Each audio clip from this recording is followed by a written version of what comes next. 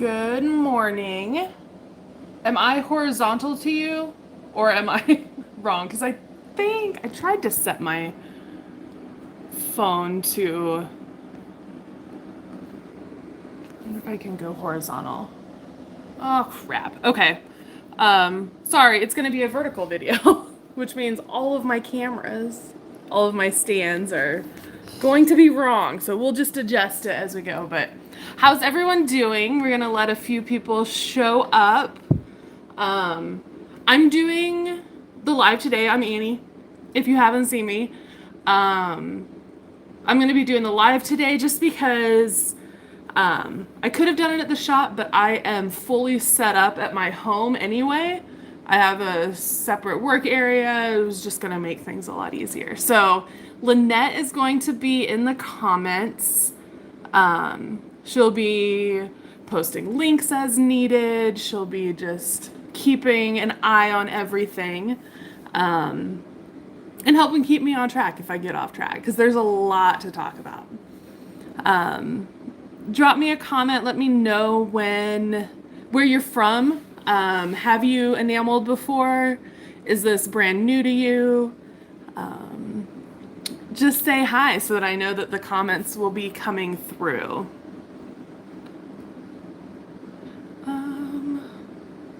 Let's show every message. Hi, everyone. Give you a little sneak peek. We got my little camera stand back there all set up for when we're ready to get into the actual firing of the enamel. Hi from Indiana. Hi, Suzanne. Okay, sort of new to enamel. Excellent. Good morning. Oh, from Alaska. Hi, C. Hi, AK. Yeah, so I'm just, good morning. Hi, Barb. Okay, so we've got a number of people here. I kind of want to start off by saying that this is not going to be a comprehensive enameling class. There's no way that I can cover every single aspect of enameling on metal in a short live video. So I'm going to kind of quickly run through some examples. First, we're going to start off with just showing you a bunch of samples. Over the years, I've collected quite a few. I'm going to talk a little bit about a couple of the main techniques with enameling. And then we'll get into it and show you really quick. I guess basically, enameling in the jewelry industry, it's called vitreous enamel, which is from the Latin word vitrum for glass. So what enamel is the art of fusing powdered glass onto metal. There are as many techniques as you could possibly imagine. So I'm going to start, once we get into the actual demo, I'm going to show you how to prepare your metal and clean it. I'm going to show you, some of the differences between the transparent enamels and opaque enamels, just kind of give you a big overview of what enamel is and how it can be used. Let me flip you around. Hi, everybody. I'm seeing so many people. San Antonio. We've got Richmond, California, upstate New York, more Alaska, New Zealand. Hi, everybody. I saw Wisconsin. That's where I moved from. So, hello. Okay, let me just flip you around. Oh, hi, Patty. Hello from the other side of town. Okay, I'm going to flip you around and I'm going to show you just some examples of different types of enamel. And we'll get into more of the technical stuff later. Hi, Peter. Oh my gosh, I would love to visit Starrett. Oh, I have a kiln. But it's 100 and I don't know what it's supposed to be this week. It is too hot for me to fire my kiln up in my shop. Okay, black is not going to be the best for showing these. So I'm just going to show you a few examples. Well, here, let me start with these impression dies. So this week, at potterusa.com on our website, we are having an enamel spotlight where we are featuring some impression dies that work really well with enamel. And so these are just a few that are available now. These aren't available, neither are these rings, but we've got a variety of designs that work particularly well with enamel that would be good for beginners. So this is one. Let's see if we can get it to focus. So we have this star, and the center is filled with enamel. This one is the little firefly impression die, which I forgot to bring my light out. When my husband's gonna jump out here and give me something before he leaves, so I'll see if he'll bring in a black light, because this one has a little secret. Oh wow, Peter, it goes up to temperature in less than 30 seconds. Holy moly, I would love that. So this is one of the impression dies that's available now. I'm just going to show you a few. Maybe I'm going to switch gears a little bit. Let's talk about the main, few types of enameling. So there are, let me grab some. So there are three, I think there's three. There's Champlevé, Cloisonné, Basse-taille, and then I actually don't know if just sifting a plain color onto a die or onto a stamping actually has a name. But this is an example of an opaque enamel that is sifted onto copper and then fired. So there are two types of enamel, two main types. You have opaque enamels, which do not allow you to see anything below the enamel. They are fully opaque. And then there are transparent enamels. And there are so many little intricacies of, different combinations and things like that. But these transparent enamels you can see through them. They have a color. Some are more, clear than others. They interact with different metals in different ways. But the main thing is that you can see through these transparents. You can layer them on top of opaques. We'll get into test tiles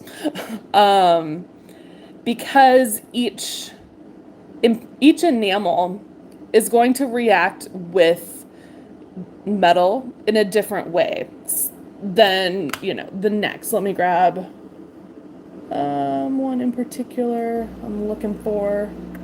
Here we go. So this is it's called raspberry, but it's a pink, and you can see what the test tile is made of. It is a strip of copper. The slice or the quadrant at the bottom is bare copper. The second one is white enamel, like opaque white enamel. The third layer, or not layer, but the third quadrant is a clear enamel, which in enameling, the pure clear uncolored enamel is called a flux, which is very confusing when you are first learning about it, because it is not the same flux you use for soldering. It is a clear enamel. And then this top section is a piece of silver foil, or fine silver foil. So this sample allows you to see how a specific color is going to interact with all of these different metals. So you can get a wide range of effects and colors based on, you can look at this and say, okay, I like how this pinkish red fires to like a golden yellow on silver. And so just keeping that in mind. That we'll talk about that a little bit more later. But for right now, just keep in mind there are transparent enamels, there are opaque enamels. There are also other varieties, other like opalescent enamels, things like that. But to keep it brief, we've got some transparents and we've got some opaques. And you can sift, like I showed this one earlier, you can sift a solid color onto your metal. And that'll give you a nice, really like bold look. There's so many different things that you could do. This is the most basic. This is a good place to start. Is you're going to practice sifting the enamel on. Another technique is champlevé. Let me grab this. Ooh. This is one where I think I showed it earlier last week or the week before, and I didn't test this enamel at the bottom. It was purple and now it's brown. So I'll get into why that happened later. But champlevé is where I think it's called, is it raised field? I believe that's what it refers to. But what is often done to create this surface is, say you have a thick piece of metal and you etch a design deep into the design or deep into the metal, and then you fill the etched areas with enamel. You can also do this by soldering a pierced cutout onto a back plate. You just have these deep cells contained within a sheet of metal. This is typically done with or used with opaque enamel, which is what I've done here. Let me grab another one. Hi from Slovakia. Hi.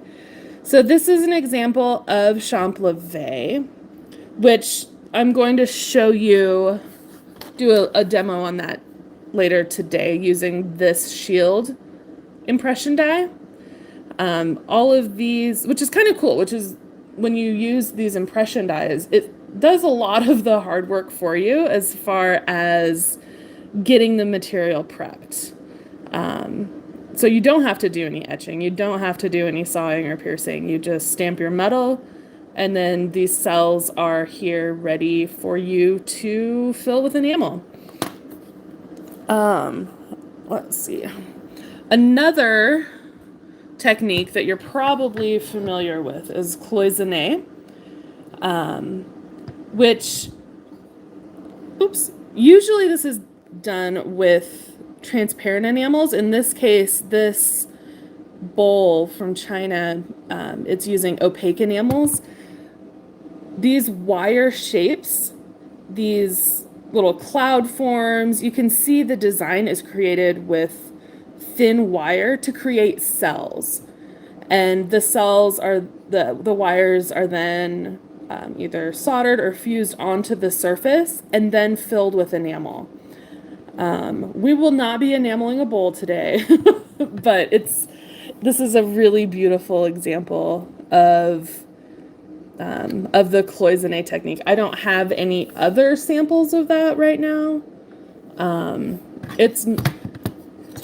It's just, I just don't have one, but this is, you can see just the repeated, this is a little ring, this circle here that was then fused onto the surface, and it creates little walls that you would then fill in with different types of enamel. So that is beautiful. This was my stepdad's mother's bowl, so it's a privilege to have it. And then let's see, I guess this would be considered champlevé also, like the little flower ear or drops I showed earlier. This is another example of champleve where you're filling in like a solid background, filling in small, either etched or in this case formed cells with enamel. This is one of the dyes that is available right now as well. So really pretty. This one I have gradated the color. We'll talk about wet packing and mixing enamels later, but mixing enamel is like trying to paint with sand. So it's not smooth. It's a little more difficult. Okay, let me see. All right, so now we'll get into what is called Basse-taille enamel. And this is what you might have seen on like guilloche compacts, enameled watch cases. This one is not enameled, but this is an old pocket watch. So you've seen, and if you haven't seen, go look it up. Look up guilloche watch cases, compact cases, vessels. With Basse-taille, you fire a transparent enamel over a textured background. And rather than building up, rather than creating darks and lights by adding different colors of enamel, what the Basse-taille technique does is the areas, you can see how there's some areas that are this darker teal and lighter teal. Those areas are more recessed. So there is a thicker layer of enamel over those deeper areas, which give it that contrast between the lighter teal and the darker teal. And this is a lot of what we're going to show you. I'm going to show you today. This is another one of the enamel dyes. You can see how, that level of detail is very similar to the watch case. Here's another example that was done on a straight line machine. Let's see. And there's another. So if you look up enameled pocket watches or things like that, you will find a lot of beautiful inspiration. So here, this is an example of Basse-taille. You can use an impression die. You can also use a pattern plate. This one's a little tiny, but you can see I think this is one of our Christmas tree pattern plates. I'm not sure the number, but I cut a disc of fine silver, domed it, and then sifted a layer of transparent enamel over it, and then set it like a cabochon. And the reason you're able to see those trees is because the enamel is transparent and it has built up thicker in those recessed areas. We'll show you a couple more. You can use, I think this was a hammer texture, and then with the transparent enamel sifted on top. So it's a really beautiful way to highlight the detail of some of these impression dyes. This is from that moon trio. If anybody has that shot plate, it's a trio of 3 cratered moons. And this is that Basse-taille technique where I pressed the fine silver and sifted clear enamel. And this is a really good example. You can see that the craters are so much darker, and that is simply because those areas are more recessed and there's a thicker layer of enamel there. So really beautiful. Let's see. Here's an example of a piece that was textured with a pattern plate. I don't recall which one. but with the enamel sifted on top. And let's see. This one's a little dark, and I'll show you later why it's so dark. I could pretend that I did that on purpose, but I did not. Let's see.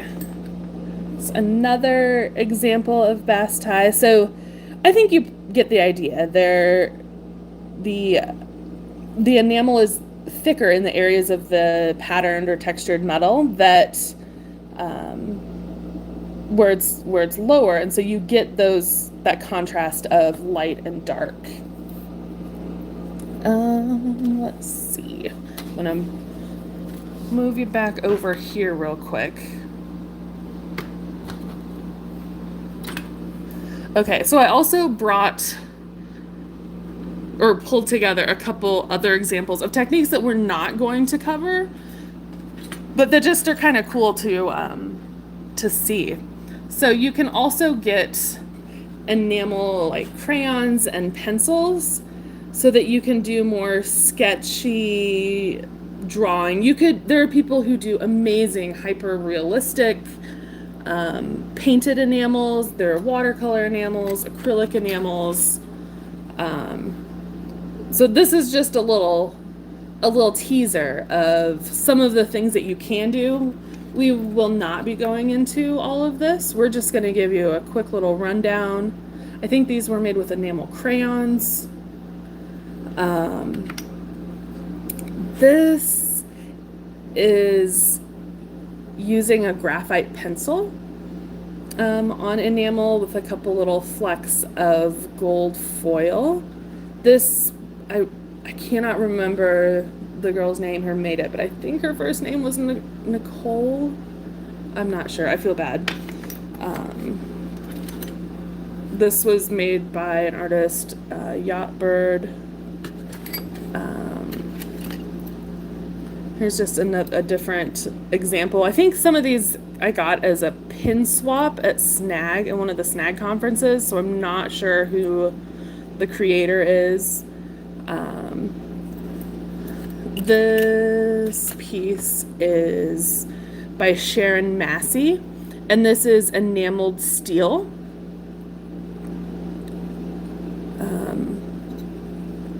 Look her up. Oh, yes, Nicolette. Yes, thank you, Lynette. 100%. That's Nicolette Apsel. Beautiful, beautiful.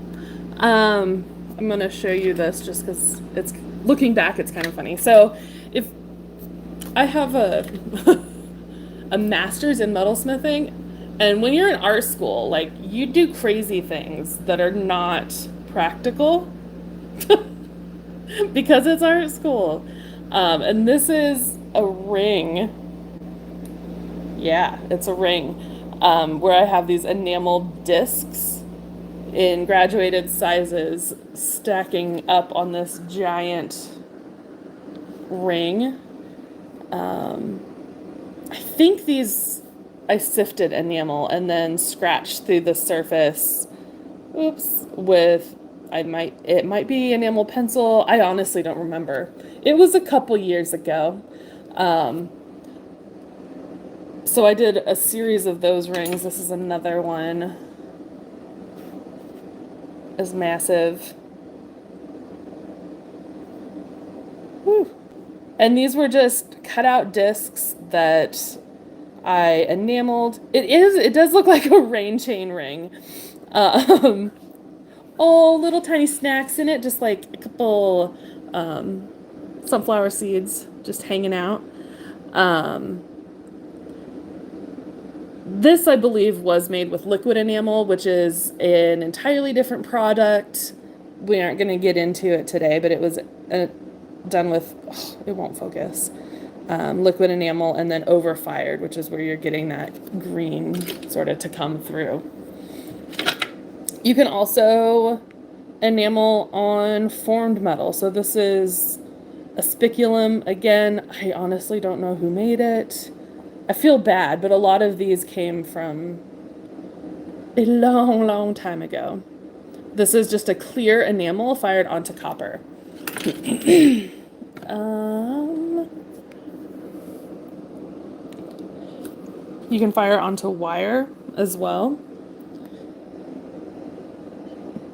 So this is just a ball of fine silver wire fired with transparent enamel on it.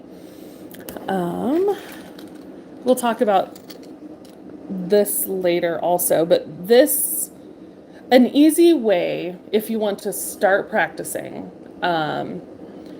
is to get some washers, some copper washers from the hardware store, texture them, and then sift some enamel front and back. And you can learn a lot about how the enamel behaves. This was textured in an impression die and then enameled. I have a disc cutter. If you have a pancake die or a disc cutter or FSS dies, things like that, cut blanks of copper. Highly recommend practicing on copper before you move on to using silver. It's more cost effective, and you're gonna make some really ugly things. Just know that right off the bat. It is going to you're not gonna make a masterpiece first right out the gate. Just gonna show you a couple more examples, and then we'll move on to talking about enameling. So this is transparent enamel. Patty, I'm in my ugly face. Me too. This is on pre-enameled steel, which is the type of steel that like a washing machine is made of. You can buy these in sheets. So this is transparent enamel that's fired on. You can use stencils this had a yellow enamel like fired base layer basically, and then a stencil placed on top with orange sifted through the stencil, and that's how you get this polka dot. There are decals you can get. You can make your own decals. There are so many layers and possibilities for enameling. This is another example. This was made using liquid enamel, which look up Elizabeth Terrell, Terrell. She's a pro when it comes to liquid enamel. But this is multiple layers. There was a clear fired on top, which then scraped through, which is called sgraffito, to create that texture. Then with the decal on top. Enameling brass is iffy. We'll get into the types of metal that's recommended for enameling. People have had success, but you cannot. I don't recommend it because brass has zinc in it. Enamel does not react well with zinc, and I've heard it done. I haven't done it, but it is extremely unpredictable, and the enamel is far more likely to pop off. Oh, thank you, Lynette, for showing links. Okay, here's another example of this is just clear on copper, and this has a roll printed texture, so you can see through. That's that Basse-taille effect. We're almost done with the examples. This is, I believe, just clear enamel playing with the fire scale that happens when you heat copper. Multiple stencils, multiple firings. There's lots and lots that you can play with. Thank you, baby. Hey, would you bring me the flashlight? Thank you. You can also fuse other materials onto an enameled surface. Like this is just, I think, playground sand. It gives you a really rough finish. There are countless things that you can do. And so it can be really intimidating when you first get started or you're wanting to look into it and you're presented with this array of techniques and materials, and it's like, where do you start? How do you start? What's the best what should I start with? So I'm gonna put you onto this stand real quick, and I'm gonna do a little cleanup on my table. Oh, babe, you are in the video. Hi. Oh, hey. Thank you. You're welcome. Thank you. Let me do a little tidying so that I can transition to a different part of the demo.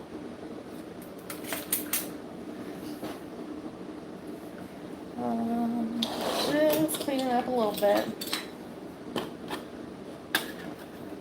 I have a fairly good sized studio, but I've got lots of crap. So let's try and do a little bit of organizing. Oh, pennies, yeah, pre-1982 are good to work on. Zinc really messes with enamel, so that's why brass is iffy. Let's get all this stuff out of the way. Okay. Adjust this a little bit. Sorry, y'all. Okay, can you see that? Oh, before I get too far into it, I wanted to let you know that Jean Van Brederode with Enamel Warehouse has generously offered a code, a discount code. I don't remember what date it's through. I think it's through like August 10th or something. Lynette, please, will you post that? But with, I think it's Potter People 10 is the discount code at Enamel Warehouse, which is where I've gotten most of my enamel. So be sure to, if you're interested, go check out enamelwarehouse.com. Use the code, and that will be that's a really good. I mean, we're so grateful for her for offering that discount to our customers and viewers today. Okay, because I am not going to be able to do a full-on super deep demonstration. There's no way for that to happen in like a couple hours. This is the book. I recommend you getting it. I recommend you getting. This is sort of like the Enameling Bible, if you will. I don't think it's in print anymore because it was published by Lark Books, and Lark Books shut down a while ago. But it's still readily available. I checked it. I checked online before I started the live, and it is still available. But this goes into absolutely everything that you will need to know about enameling. It goes into history. It goes into the tools and materials that you need. The, torches. It goes into kiln firing if you have a kiln. It goes into cleaning your metal. Different applications, different techniques. Highly, highly, highly recommend. So there are going to be some areas that I'm gonna have to skip over today, but this book has everything. Thank you, Patty. That's how you spell Basse-taille. Oh, so here's an example. Oh, actually, I just opened it up. Basse-taille. I'll see if I can zoom in. So these are salt and pepper shakers. Very pretty. So these are similar to like what I'm going to show you today, where there's engraved or textured metal in the background, and then transparent enamel is fired on top. Lynette is in the studio at work, actually working on samples. So she will jump on when she can. These are some spoons. So this book is what you want. Talks about history, so many different techniques. So get that. Highly recommend. I've had this book for a long time. I treasure it. You will too. Another book that is pretty helpful is Enameling Made Easy by Anat Silvera. And this goes over some basics of specifically torch firing. Whoops, got stuff flying everywhere. It's a different approach. This is more focused to the beginner level, but it goes over the same thing, like different materials, different construction techniques, different effects you can get. So that is another good book. Those are my two. Specifically this one. I'll just like drill it into your head. This is my favorite. So let me sit those aside. And so when my husband came out here, he brought, we have a black light lamp, because in Arizona we have scorpions, and we like to go searching for scorpions at night because they fluoresce under a black light. I showed you this little firefly. It glows. Ah, isn't that awesome? That is, I'll talk about it a little bit, but I have glow pigment powder fired onto an enameled surface, so it's glow in the dark. Oh, love it.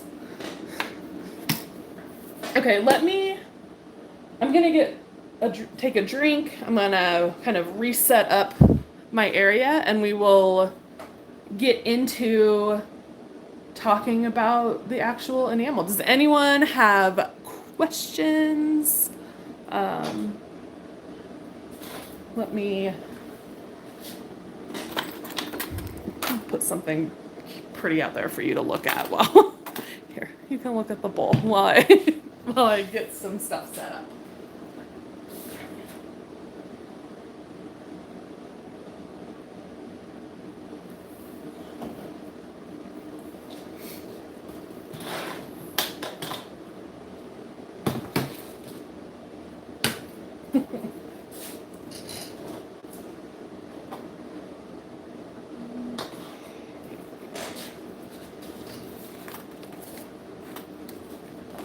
This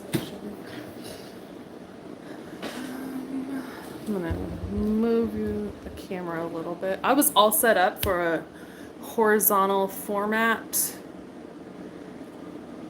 filming situation, but I hit the wrong button.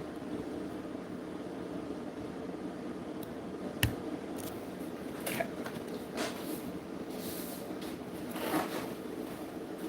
I'll be right back.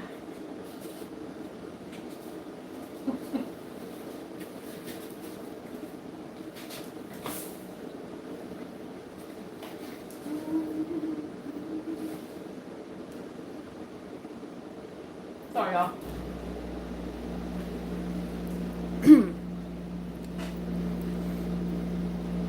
I'd love to add the glow-in-the-dark stuff to your booth. It's fun.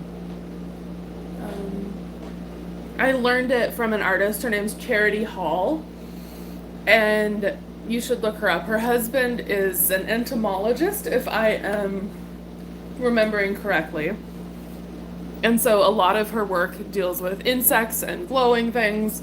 So I learned the technique of how to apply the glow powder by Charity Hall.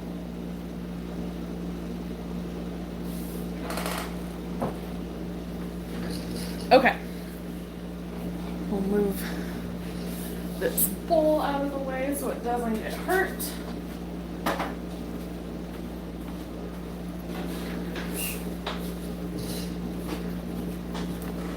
Okay, what I'm going to do now is I'm going to walk you through. Oh, she is an entomologist? Oh, that is so cool, Lynette. If I had to go back and do it again, I would do some entomology. That sounds fun. Okay. There are things that you do need for enamel. I'm going to try and show you what what is absolutely necessary and what you can maybe get away with not having. Um, First of all, let's talk a little bit about safety. So you are working with powdered enamel, which I'll show you real quick. It is very fine and it's made of silica, and you do not want to breathe this in. So whenever you are working with enamel, you want to wear a dust mask that will prevent you from inhaling particles. When you're firing the enamel, you want to use these like darkened safety glasses. I don't remember what these are rated. Oh, these are IR5. Oops. And this is just going to protect you from the bright orange glow of the metal when you're torch firing. Over time, looking at that flame, that hot glow, can cause cataracts. So you want to protect your eyeballs and retinal damage. So make sure you get some safety glasses. Another thing, don't eat or drink like from open containers in your studio. What else? Work in a well ventilated area.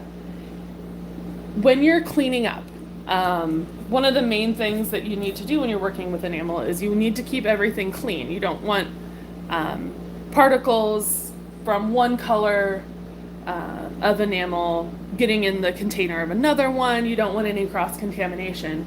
When you're doing any cleanup, you always want to damp clean so that you're not disturbing those powders and putting them up into the air. So you want to always wipe things down wet. Use a wet paper towel, cloth, mop. Anything that you do should be wet when you wipe it up. Let me see. Other safety things. We'll talk about the use of the actual torch when we get to that section. And things like that. But the main thing is protect your lungs, protect your eyes, clean up your work surface. Always make sure that you are wiping things up with like a wet cloth so that you are not breathing in enamel powder, which is not fun. Okay, so for enameling, what you're going to want is first of all, you're going to want some metal. Fine silver, copper, high carat gold, like 18 or 20, higher than 18 karat gold. I've never used gold. I can't afford gold. So there are ways you can get the look of firing on gold by using a gold foil on top of like a silver or a copper. But I stick to fine silver and copper. So let me, oops. These are pure metals, and so they have what's called the enamel has a matching coefficient of expansion, which is the rate at which the enamel expands when heated or cooled. And the enamel that's available now, the commercially available enamel, is specifically designed so that it is compatible with the metal. So that's another reason why you get into trouble if you're trying to enamel on brass, is that they have a different coefficient of expansion. Basically, you want the metal and the enamel to expand and contract when heated or cooled at the same or similar rate, so that it doesn't pop off, things like that. When you're just starting out, highly, highly, highly recommend using copper. You can get fine silver foil if you wanted the look of what the enamels, the colors, how they interact with the silver look. But if you don't want to use fine silver, you can get fine silver foil. So that's a little bit more affordable. It's also more fiddly and requires other things, but that is a possibility. But for today, we're going to be using copper and fine silver. You will also want enamel sifters, which these are used to sift the powdered enamel onto your metal surface. Oops. They can be, oh, that one has a big separation. But what it is it's a screen. Oops, a very fine screen. I don't know if you can really see. In a plastic container that you then tap and to sift your metal, or sift the enamel onto your metal. They come in different mesh sizes. I believe these are the standard mesh is 80 mesh, which is, for the most part, when you purchase enamels, they're predominantly going to be 80 mesh, which means 80 holes, I think it's per square inch, I believe, on the mesh. And so the finer mesh, so this is 100 mesh, that will only let the really fine particles through.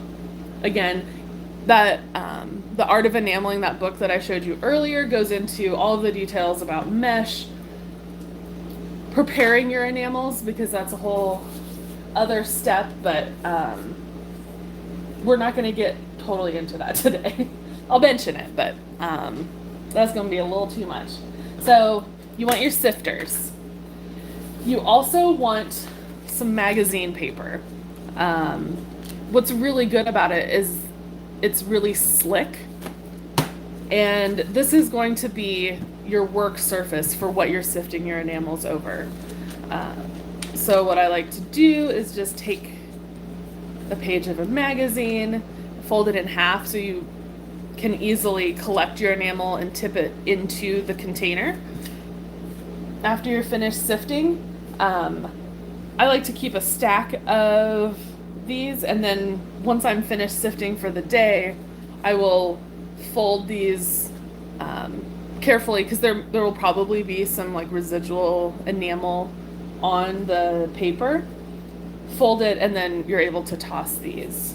I don't know, do people still get magazines? I know that prior to working for Potter USA, I was the associate editor of Art Jewelry magazine, which was discontinued in, I believe, 2015 because of a decline in the print industry. So save your junk mail and subscribe to magazines, because honestly, that's how they survive or fail. Okay, so we've got your sifters, we have your work surface, which is magazine pages. You will also want, let's see, what do I want to talk about next? For firing, well, hold on. Let's go back. We're going to be also, in addition to just sifting the enamel, I'm going to show you how to wet pack enamel, which is where you take the powdered enamels and then you moisten them with distilled water, and then use fine brushes or awls to scoot that, to paint with those grains of enamel sand, essentially. So you'll want some fine paint brushes. If you really get into it, you'll want some really nice sable brushes. These came in a set from Michael's, I think. It's what I have. You don't have to have a ton of fancy equipment. I tend to just use what I have on hand, but there are some things you want. Okay, so we've got our sifters. For cleaning up edges, I like to have a diamond file or a like diamond what is it called? Sharpening stone or sharpening plate, basically. This is going to be for cleaning up oxidized edges on enamel. We'll get into all of that later. You are going to want to make sure that you have some like abrasive material. This is a 3M scrubby. I believe it's like the medium coarseness. It doesn't have to be this one. You just want, one of the key things with enamel is that your metal has to be clean, clean, clean. I'll show you a couple different ways to do that. So just make sure that you have some abrasive material on hand. This is a fiberglass brush. These are little tiny fiberglass pieces. They don't feel great when they get in your fingers, but it's not the end of the world. These come in a bunch of different, formats. There's some that are much larger for larger surfaces. This is one actually from Enamel Warehouse. It's twist up so that you can adjust the length. And I believe you can get refills for these also, which I think I need to do because I have another one that's out. So a little fiberglass brush, that's going to be for, again, it's going to be for keeping your enamel, keeping your metal and your enamel clean, and for making sure that you get a good fuse onto your metal. Another tool that you don't necessarily have to have, but I really enjoy and recommend, this is called an alundum stone, and this is also for, you use it wet after your enamel has been fired, and you can use this to grind down the surface. You can remove oxides from the edges of material. You can give your pieces a matte surface. They come in a bunch of different grits. I just have this one, and I could not even begin to tell you what grit it is. But it wears down over time. It's very handy. Again, you must use that wet. Let's see, what else? Let's talk about holding agents. So if you're working on more three-dimensional forms, like let's say that you were going to enamel this button. When you sift enamel onto this, if you didn't have some sort of I'm just going to call it sticky material right now, to hold the enamel onto the metal before firing, it's going to want to fall off. And so get yourself some clear fire. This is a big bottle. This one was from Rio. I know Thompson Enamel sells it. Or sorry, not Thompson Enamel. Enamel Warehouse. And this is, it is slightly sticky. I actually don't know exactly what the material is that is in it, but you can use gum binder. I think it's gum traganath is another possibility, but what this does is you dilute this with distilled water 50-50, and you can either paint it on, or you can use one of these aerosolized sprayers to spritz your metal, and that gives the enamel something to really stick to. This also works well if you're doing much larger vessels or forms, which you would not be doing with a torch, by the way. But if you were enameling pieces that had more vertical surface, you would definitely want to use some of that clear fire mixture. Okay, we'll get to firing. So, yeah. These are steel. Thank you, Lynette. These are steel trivets. When you're torch firing specifically, you are going to want to heat your metal from below. The reason for that, 90% of the time, is the flame will interact with the enamel if it touches it directly, which can cause it to it'll change its color. It just changes for some of the colors. It changes the color. So the main thing that you want to do when you're torch firing enamel is get in the practice of heating it from below. So this is a good base for what you will support your enamel on, which is a trivet. Now, trivets come in, these are the most like standard basic 3-point trivets. Be careful, these tips are sharp and they will get you. Ask me how I know. So these come in a bunch of different sizes. Move this for the moment. So we've got like a smaller and a larger. There are trivets like this that have multiple slots where you can rest pieces. They're more elaborate trivets, but you definitely want something that will support your metal. Oops. I'll show you. With as little contact with the metal as possible. You can see, so these trivets, the arms, I guess, the points of the trivets, it's barely touching this disc, and that's going to be important because we are going to enamel the back side, which is called counter enameling, and by having these small contact points, you're going to have a less chance of the piece getting stuck to the trivet.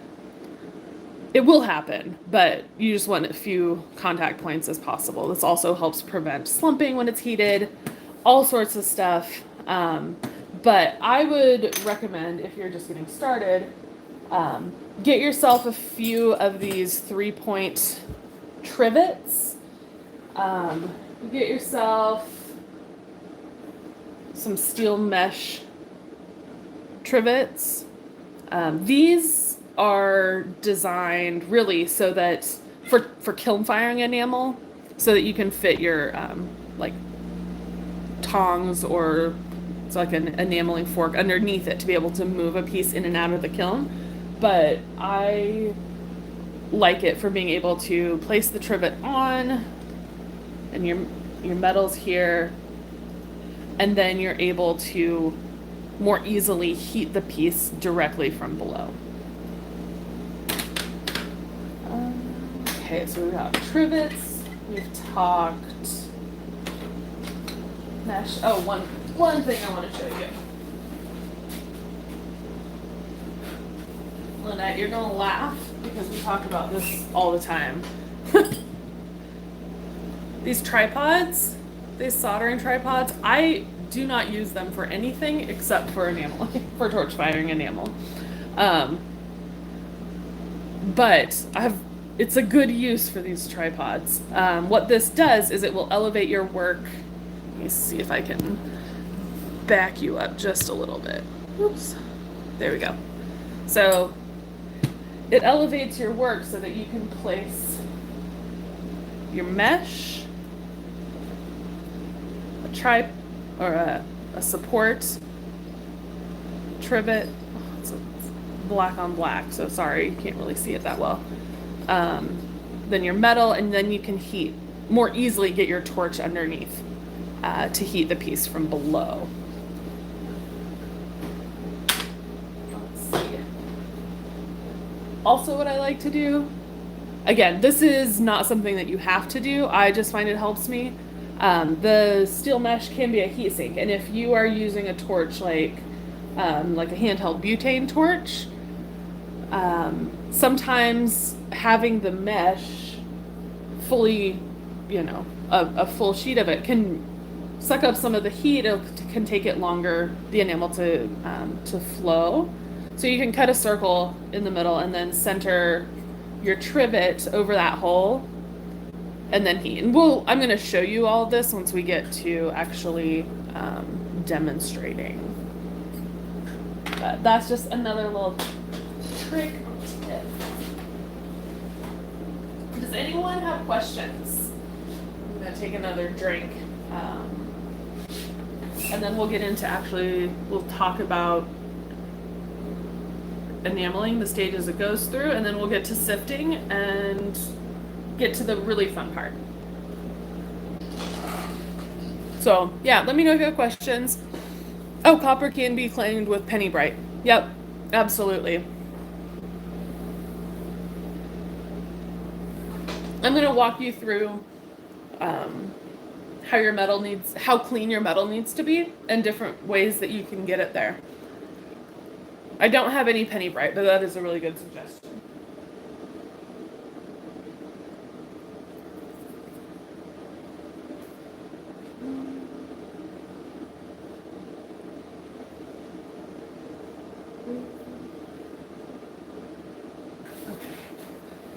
Yeah, so I'm going to be taking a couple little breaks just because my throat's going to get sore from talking.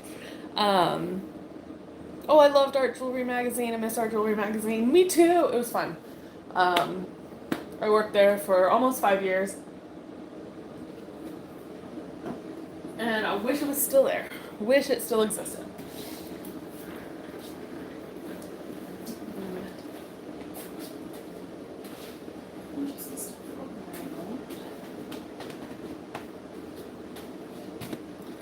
Do some rearranging. Thanks for your patience as I do this. I have some notes. I just want to make sure that I am covering everything I want to.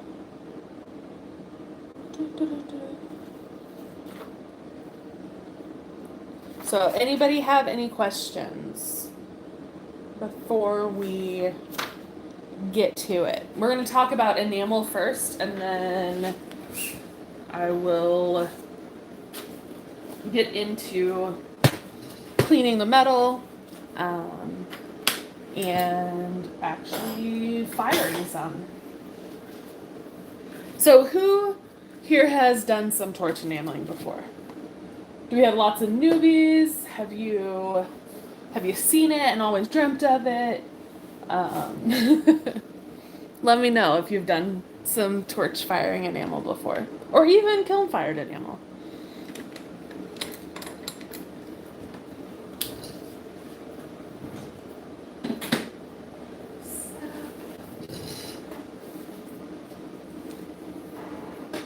Okay, I'm going to attempt to zoom in. It will probably zoom in like crazy. Woo! Okay, that didn't quite work. For now, this will make it easier to see. Kiln fire only. Yeah. I feel like kiln firing is much more consistent or predictable. But I love torch firing because you're able to see the stages the enamel progresses through. You can pretty much do any technique torch fired that you would do in a kiln. But kiln firing is just, you have actual control over the temperature and things like that. So let's see. Torch and kiln, did one kiln fire, love enameling. The best adult coloring for metalsmiths. That's so true. It can be a little addictive once you start getting into it. So I guess I'm gonna just start by saying, you'll see these color charts. This is from Thompson Enamel, which is sort of like the gold standard for enamel. I've only used Thompson Enamel before.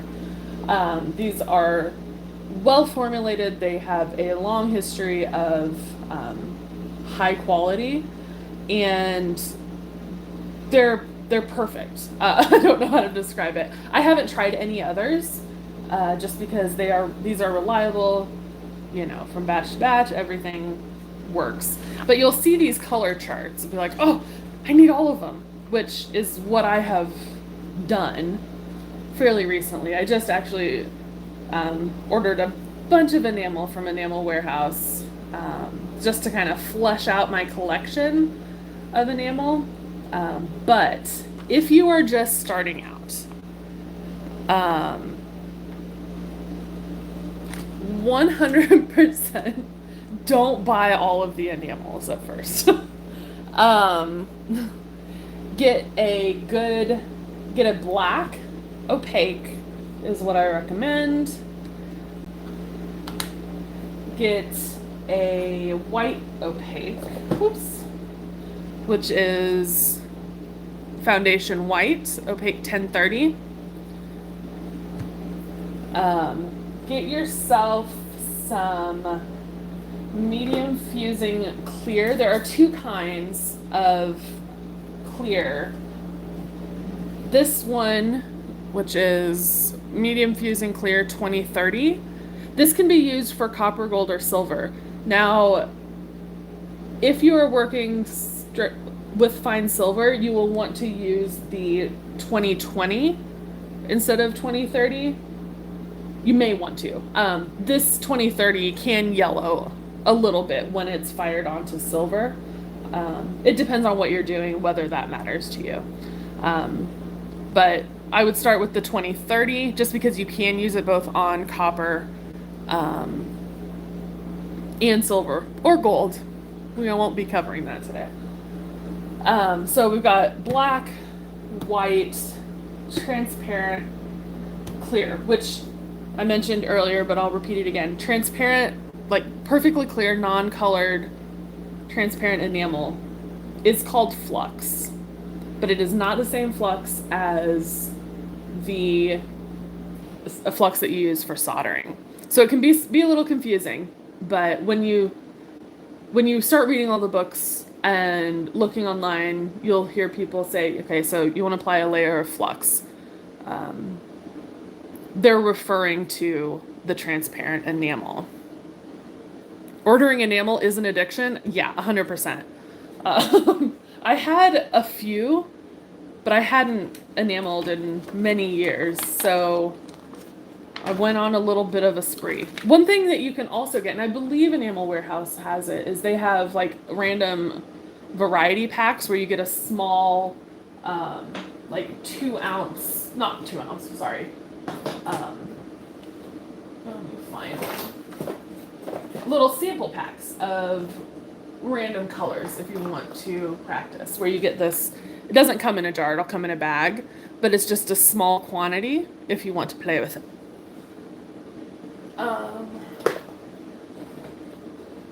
So yeah, this is the Thompson Enamel color catalog. These are printed pretty dark, and so you can't do a direct comparison of the printed enamel colors to what the actual enamel will be, but it gives you kind of a good reference, and it's good for tracking which ones you have. But for enameling copper and silver, you're going to want just the standard medium temperature, medium expansion. And these are opaques. These are the transparents. And why these have 4 as opposed to 1 is, let's see, oh, there we go, down here.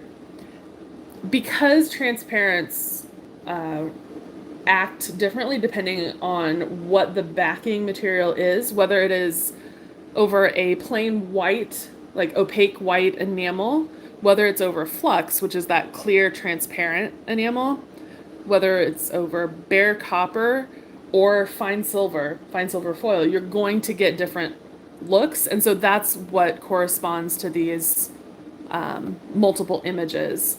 Again, the printed version is going to be different from the actual results that you will get on your metal, which I'm going to show you that really quick in a minute.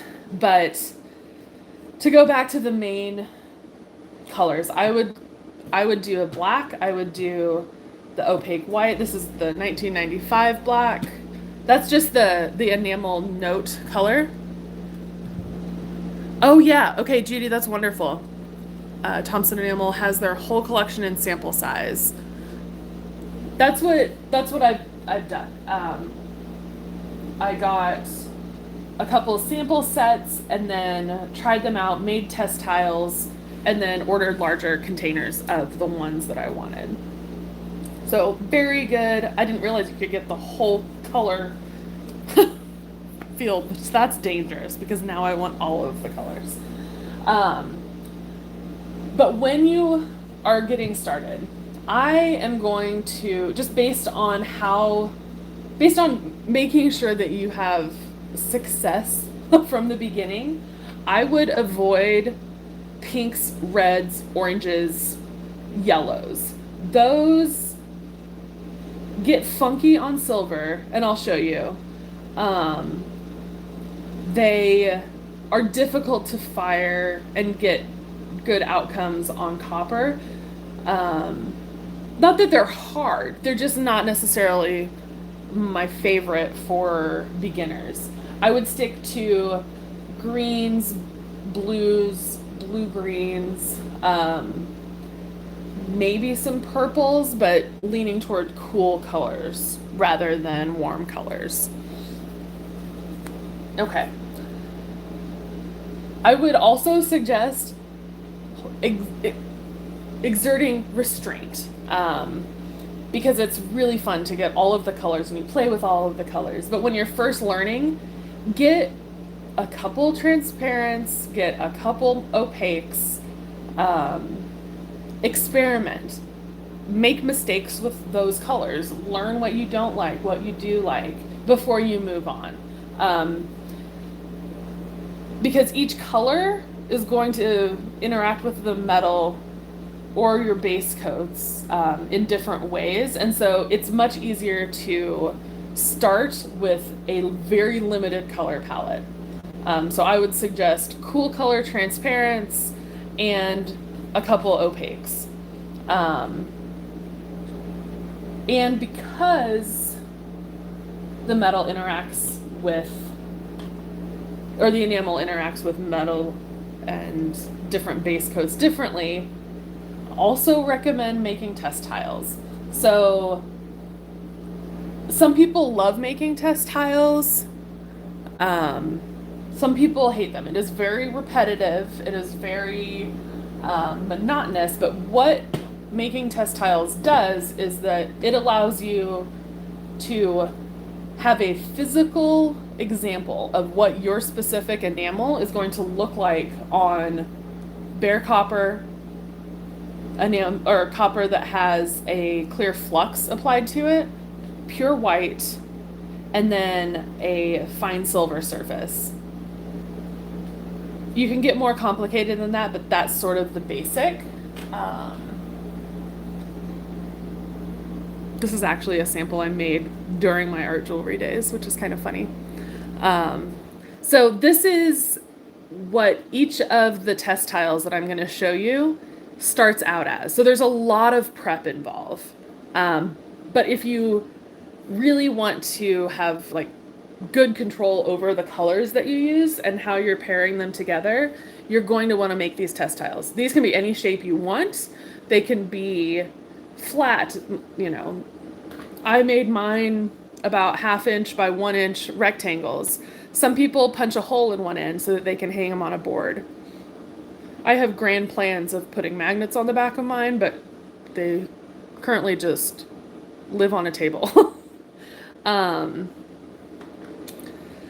That Art of Enameling book that I showed earlier goes through all of the steps for how to make these test tiles. They are time intensive, but grab an example. Oops. There we go. They show you exactly what your transparent enamel is going to look like on bare copper, white, over clear flux, so over the pure clear enamel, and then over fine silver. You can get fine silver foil. You want to use foil, not leaf. Leaf is a little too thin. Um, let's see if you can see that a little bit. And so once you do this, you're never going to have to do them again, except when you get new colors. But it gives you a good representation of how different, different enamels react. Oh gosh, stuff is falling. Okay. So again, those are test tiles. I will show you, I've done one for each color in my collection. And making test tiles for the opaques are much easier.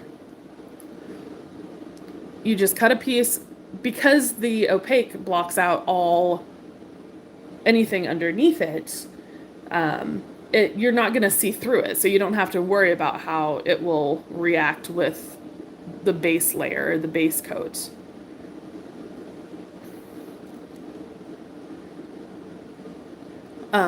And so opaque enamels, just fire some onto a scrap piece of copper, and then you'll have a representation of what the metal looks like. Yellowed enamels are not only more difficult to use, they're more expensive too. Yep, absolutely. I prefer to stick to the blues and the greens and some of the purples.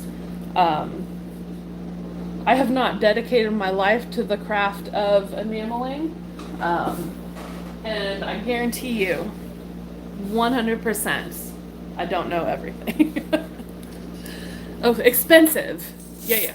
That's what I understood, but I also just agree with you. Okay. I'm going to show you some of these test tiles. I'm going to zoom in. Oh gosh. Holy moly. My zoom on my camera, you can talk to Lynette, it is aggressively zoomy. Okay. For each test tile, I have the number, the enamel number, on the back so that I can reference it. Let's see. This is where the love of color gets really dangerous, because you can get all of these beautiful colors, you can see how they all, interact with each other. Can you see that? My lighting over here is really kind of crappy. But by making these tiles, you are able to play around physically with different color combinations, and see what you might like to pair together, and you have that physical, exactly what color you're looking for, but for physical representation of the enamel that you're going to be using. I'm going to find a couple examples to show you why it's important to have these test tiles. Actually, I'm going to show you with a red because it's very, very obvious. Okay. So this is an example of, this is like a light, this is, what is it, 2310? I believe it's, actually, I'm not going to even guess the name of it because I don't know for sure. This section at the bottom is the transparent teal, or this color fired over bare copper. This is what it looks like over white. This is over flux, and then this is over fine silver. So this one is pretty consistent color-wise. It doesn't seem to interact with the fine silver or the copper in too unexpected of ways. Now, some of them, this, I believe, 2880, it's called Woodrow Red. This is the copper, the bare copper at the bottom. This is over white. This is over the clear flux. So you can use these warmer colors over copper, but you would want to put down either white or flux. And then this this dark red narrow strip, that is how it interacts directly over fine silver. So that kind of shows you how differently each enamel color can behave. I did make my test tiles on textured metal so that I could see how the enamel would look for the Basse-taille technique. So does that help kind of pushing the idea of making sure you make test tiles? If you don't want to take the time to make a bunch of test tiles, just be sure you make tests before you get started on the actual material that you're going to be using. That will save you some heartache. Okay, so that covers that. Let's talk about what you're looking for in the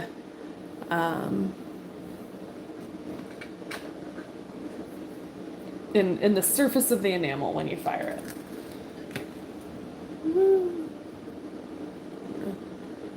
Do this. So you'll see later, but the enamel, the powdered enamel that you get is sort of, it's like little tiny grains of sand. It's not smooth like a paint. And what happens is as you heat your metal, the enamel softens and begins to flow. And on its way to what is called full flow, which is an all over smooth surface. This one might be a little bit over fired because I got a little pitting going on. But these test tiles, this is a good example of full flow. So fully smooth, not bumpy, that's usually going to be your end goal. But on the way to full fuse, as you're heating it, you're going to be able to watch the enamel move from what's going to look like a dry powder on the surface of your metal, and then it's going to soften slightly, but still retain like the shape of the particles. That's what's called like sugar fired, because it looks like sugar sitting on the surface of the metal. So it's going to go from the dry powder to this sugar fired. Then the metal is going to soften even further to what's called an orange peel stage. And it's called that because that's what it looks like. It's like a bumpy surface, lots of little divots and stuff like that. You're getting closer to full fuse, which is again when all of the enamel particles fully soften, they fully flow, and you have a nice smooth surface. You can also overfire your enamel, which is going to cause little pits. It's going to cause areas to pull away. It'll start really pulling in from the edges, around holes, and that's typically not what you're going for. But you can also, once you get familiar with the process, you can utilize overfiring or underfiring to get a variety of effects. So one thing that's great about torch firing is that you're going to be able to watch the enamel change. You're going to be able to watch the enamel go from the dry sifted enamel, the dry powder, to a full fuse, to then overfired. It's great. Also, I've mentioned it before, but you're going to make some really ugly things at the beginning when you're first starting out, because the key, I mean, to pretty much everything, but I'll, stick specifically with enameling, is repetition and sticking with it and trying new things and making mistakes and adjusting your process There is no like golden ticket when it comes to 100% like out of the gate being absolutely perfect. If you are, I'm a little jealous because that sounds wonderful. But dig through your scrap copper, make a bunch of samples, try different things, and see what you come up with. So, does anyone have any questions about like the stages the enamel goes through or the test tiles?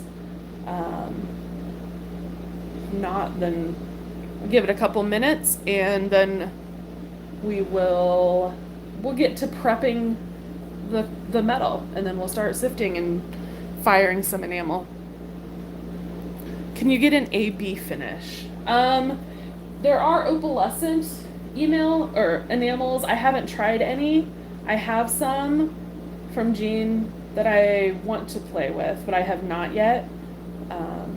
There are also, I haven't done this, but you can do a technique that's similar to raccoon pottery, and that'll give you some flashes of color. To my knowledge, there's not a way to get a consistent AB finish, but I could be completely wrong. Trisha, it's like buying ceramic glazes. My first love was ceramics, and then it switched to jewelry. So I have a big soft spot in my heart for ceramics.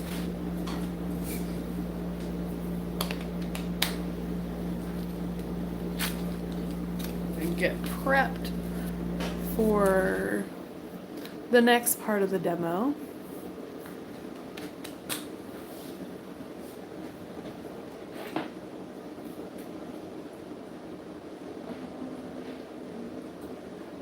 Thanks for your patience, y'all, as I do some behind the scenes prepping.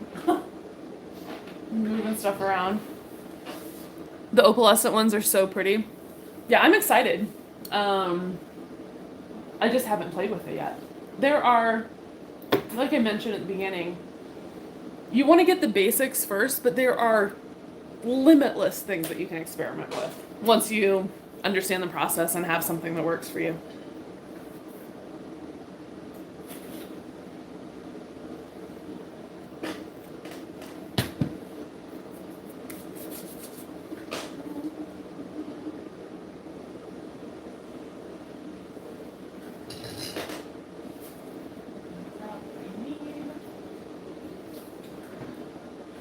Actually, I'm gonna move you to a different camera stand so I don't make a giant mess.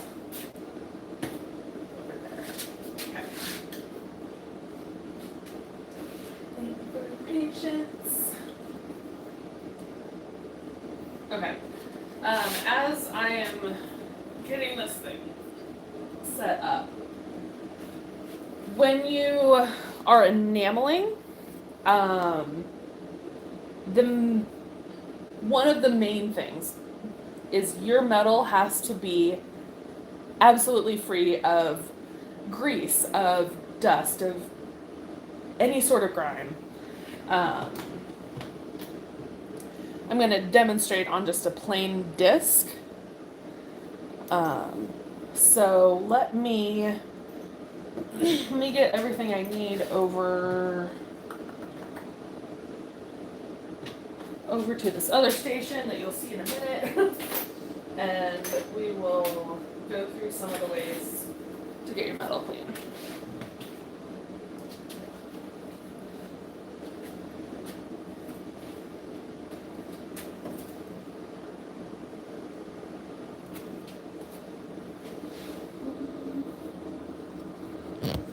Oh yeah, crackle enamel.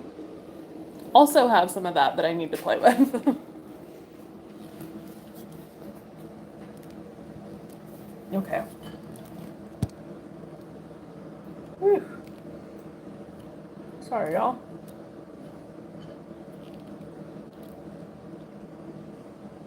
Okay. Doesn't look exciting. This is a bowl of distilled water. I'm gonna take one more drink and then we'll start cleaning this metal.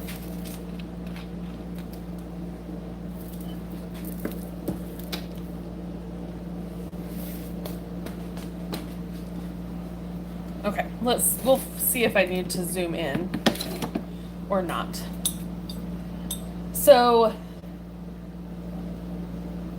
when your metal, like if you've been touching it, you've been holding it, even if it's just like fresh out of the package, you're gonna have grease and like oils from your fingers on the metal.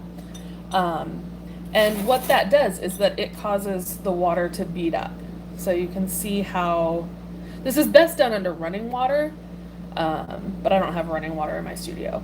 But you can see how the water is beating up on the surface of the metal. That, if you were to just try an enamel like that glass is going to want to do the same thing. It's going to pull away from the areas where there is grease. So after you clean your metal, you want to make sure to only handle it from the edges. Don't touch the surface. If you do touch the surface of it, you're going to need to clean it again, which isn't hard, but it's just something that you're going to have to keep in mind. Okay, so with that in mind, we're going to clean this piece of copper a couple different ways. So earlier you saw, I showed you this little 3M scrubby. You can really give it a nice scrub. We'll try and do this in little sections. Might be hard to see. So this is the green scrubby area. Oh, and I just touched it again. This is going to be key to making sure that you're successful. Enameling is not a fast technique. There's lots of steps that go into it, which is why I'm giving you the abbreviated version today. So it's a little hard to see, but that area that I just sanded, you can see just by changing in the light, that water is not beating up in that area. It is what's called sheeting, like sheeting. So it's fully covered. There is no oil or grease to kind of break that surface up. That makes the water just sheet off of it. So you can use the abrasive scrubbies. You can use different sanding papers. You can use pumice powder, which comes in a giant, I think, 1 pound bag that will last you forever. So you can scrub that pumice powder into the surface, give it a rinse, and so that you can see up at the top, that's where I did the pumice powder. You don't want the water to be able to bead up at all. So you can do that. You can use the fiberglass brush, which I really like for what I'm going to show you later with the impression dies, the stampings where you're not working with just a flat sheet of metal. Using the fiberglass brush allows you to really get into all of the crevices. And so you do this wet while it's wet. You can go straight, you can go in circles, doesn't really matter. But what this is doing is it's slightly abrading that surface so that your water will it won't beat up. So you can see it's pretty obvious now, the areas where we've scrubbed and the areas where we haven't. So when you are enameling, regardless of what metal you're using, anything like this, your metal over the entire surface, of the metal, you don't want it to bead up anywhere on its edges, anywhere on the surface. I'll take a peek. You can see it's still beating up a little bit here. I'm going to go in with the pumice powder.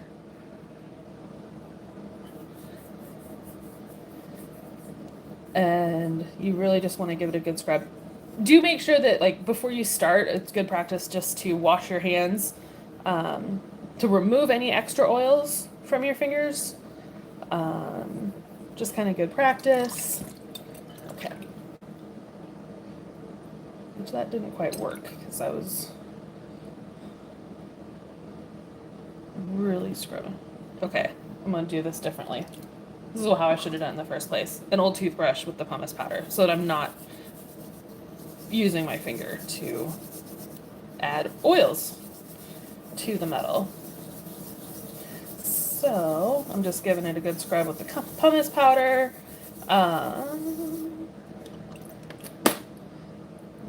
Let's see, there's a little bit on that edge that I need to clean up.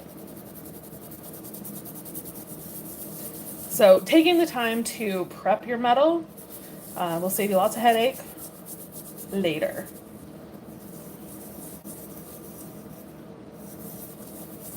All right, rinse that off. A little bit more on that edge. I'm just going to go at it with the fiberglass brush. It's always good to kind of work in batches too. So prep a bunch of material, prep a bunch of metal. That way you don't have to stop every step of the way. Do a little bit more on this edge right here. Okay. And so that's what you're looking for the water. You can see it more when you have running water, and the water sheets off of the surface rather than beads up. So that's what you're looking for. The back is a good example. I have not cleaned that, so it's beading up. This is the right side, fully sheets off, and this is the side where it beads up. So does anyone have questions about cleaning? While we're here, I'm going to go ahead and clean some of the silver and the other stampings that we're going to demonstrate on later. For silver and the things that you're going to be doing Basse-taille on, I prefer to use the fiberglass brush to clean it, just because it also sort of gives the metal a shine. It doesn't dull the silver, that doesn't dull the metal the way like abrasive paper would. When you are using transparent enamels, how your metal looks before you apply that transparent enamel is how it's going to look underneath the transparent enamel. So if it is dull and textured, or if it's matte or scratchy, that's going to show through. Oh. I'm gonna clean both sides of this right now. Our first layer of sifting that we're going to do, it's going to be what's called the counter enamel. And it is a layer or 2 or 3 of enamel that you put on the back side of your piece. So for most jewelry cases, you're going to want to work with fairly thin metal. It depends. Like for earrings, definitely you'll want to do 22, 24 maybe. You'll have to experiment because enamel does add a little bit of weight to the metal, but it will depend on how many layers you add and things like that. So what the enamel on the back, it keeps the tension of the enamel even on the top and the bottom. And so by having a counter enamel, it's going to help even out any warping. It's going to help prevent the metal from popping off. Okay. I'm just giving these a good scrub so I don't have to go back and do this for a later demo.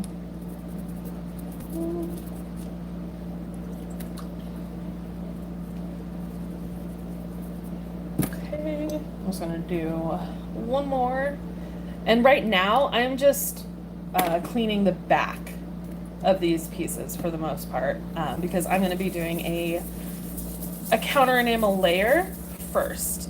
For copper, because it does oxidize when heated, you're gonna have to clean the surface of your metal after doing counter enamel. You're going to have to remove the oxides from the edges between firings to prevent those oxides from kind of popping off the edges and landing on the surface of your metal.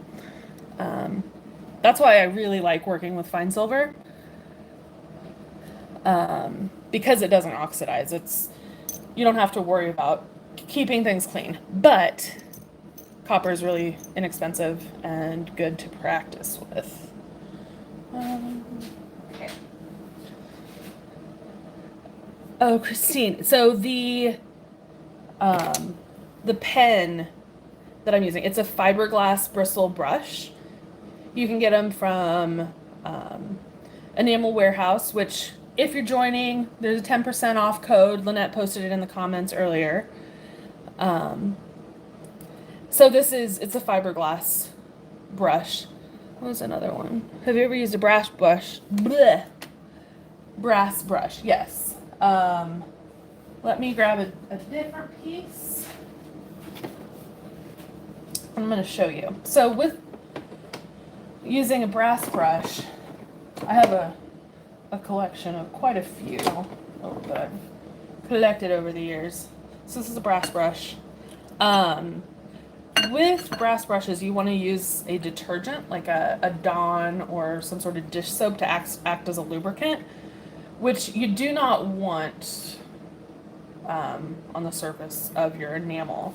So you can use it. It would be a good like starting clean, but it's not going to give you fully a perfect like finish. I tend to brass brush most things to start with, and then I'll go in with like the pumice powder on the toothbrush or something, just to really make sure I'm getting rid of all of those the dust and the oils and things like that. So you can, but you don't really want the detergent, any remnants of the detergent to be left on your metal. Oops. Okay. Does anyone have any other questions about cleaning? There are lots of different ways to do it. Someone earlier mentioned Penny Bright for copper. That's a good suggestion. You just want to make sure that there are no oils or grease on the surface of your metal. So, any questions about cleaning?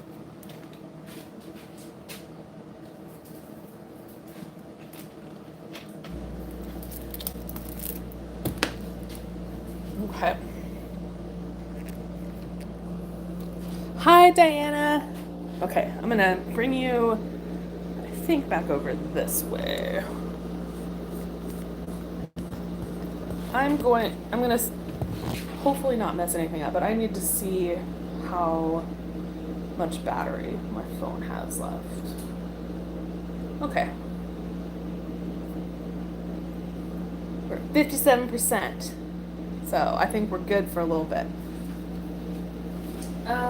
Okay, so we're bringing you back over to our work surface, and we're gonna do some counter enameling. We're gonna show you how to sift enamel onto your blanks. Oh gosh. One thing that to kind of keep in mind, this is a good example. Flat pieces with no forming are going to warp more. So giving your piece, even if it's just like a slight little dome, that's going to make your piece, it's going to be less likely to crack or chip later because it's not, there's more complex curves, so it's not as likely to flex. That's if you're doing like just a solid sheet or something made with texture, like pattern plate or something like that. Metal that is formed using an impression die, you've got complex forming involved in that. So, oops, oh gosh. So you don't need to dome that. You can. Um, there's a lot of room for play when it comes to enameling.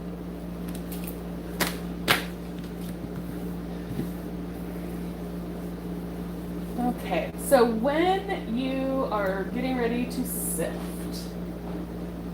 I like to keep some trivets kind of ready nearby. I'm going to start with just, I think this is large enough, hopefully, that you'll be able to see. All right. Because we're going to do a counter enamel, I'm going to, you can use anything for a counter enamel. It can be an enamel straight from the container. It can be just if you've like had colors that got contaminated with other colors and you don't want to put them back into the container, you can put them into a different container. Store all of your like extra scrap, I guess, enamel in a single container. The counter enamel, it can be a color that ties into your design. It depends on how you're going to use it, but it can also be just kind of like a hodgepodge of enamel that's either from when you wash your transparent enamels, which that book, The Art of Enameling, will go into. I'm not going to talk about that right now. It's too much. But yeah, so you can use a pure enamel from the container, or you can use transparent, you can use opaque. It doesn't really matter because it's going to be the back of the piece. Actually, I'm going to do the flat piece first. Let's pick a color. What color do we want? Let's just do something that'll stand out really, really well. What gauge copper is recommended for impression dyes? It will depend on the dye. There's no set gauge that would work. I would say for most, I wouldn't do anything thinner than maybe 22 gauge. A lot of impressions work better with like 16 gauge. It really, really depends on the dye. I have a bunch of little containers for my leftovers from sifting. Yep. It's a good practice to have a little container for stuff that gets contaminated mixed with other colors that you don't want to put back into the container. Okay, so we're going to use, let me scoot that over, just a flame red. This is an opaque. That's what I'm going to just put on the back for the counter enamel of this piece. We're going to make sure we're wearing a dust mask. Make sure that you have some water nearby and some paper towels, things like that, so that you can clean up any powders. You want to prevent the enamel from getting airborne as much as possible. I also, this is another thing that I like to do. Oh, can we see? I'm going to turn you just a little bit. I'm sorry if it gets jerky. Okay. I like to keep just like a scrap piece of paper here. We're going to use this sifter, which is considered like a large sifter. I think this one is called a small sifter. There's liner sifters, all sorts of things, but between colors, I like to give it just a little tap on this piece of paper, and the enamel that collects on this sheet is colors that I'll add to my counter enamel collection, shall we say. Okay. When you're sifting, I'm actually going to adjust the camera again. Sorry, y'all.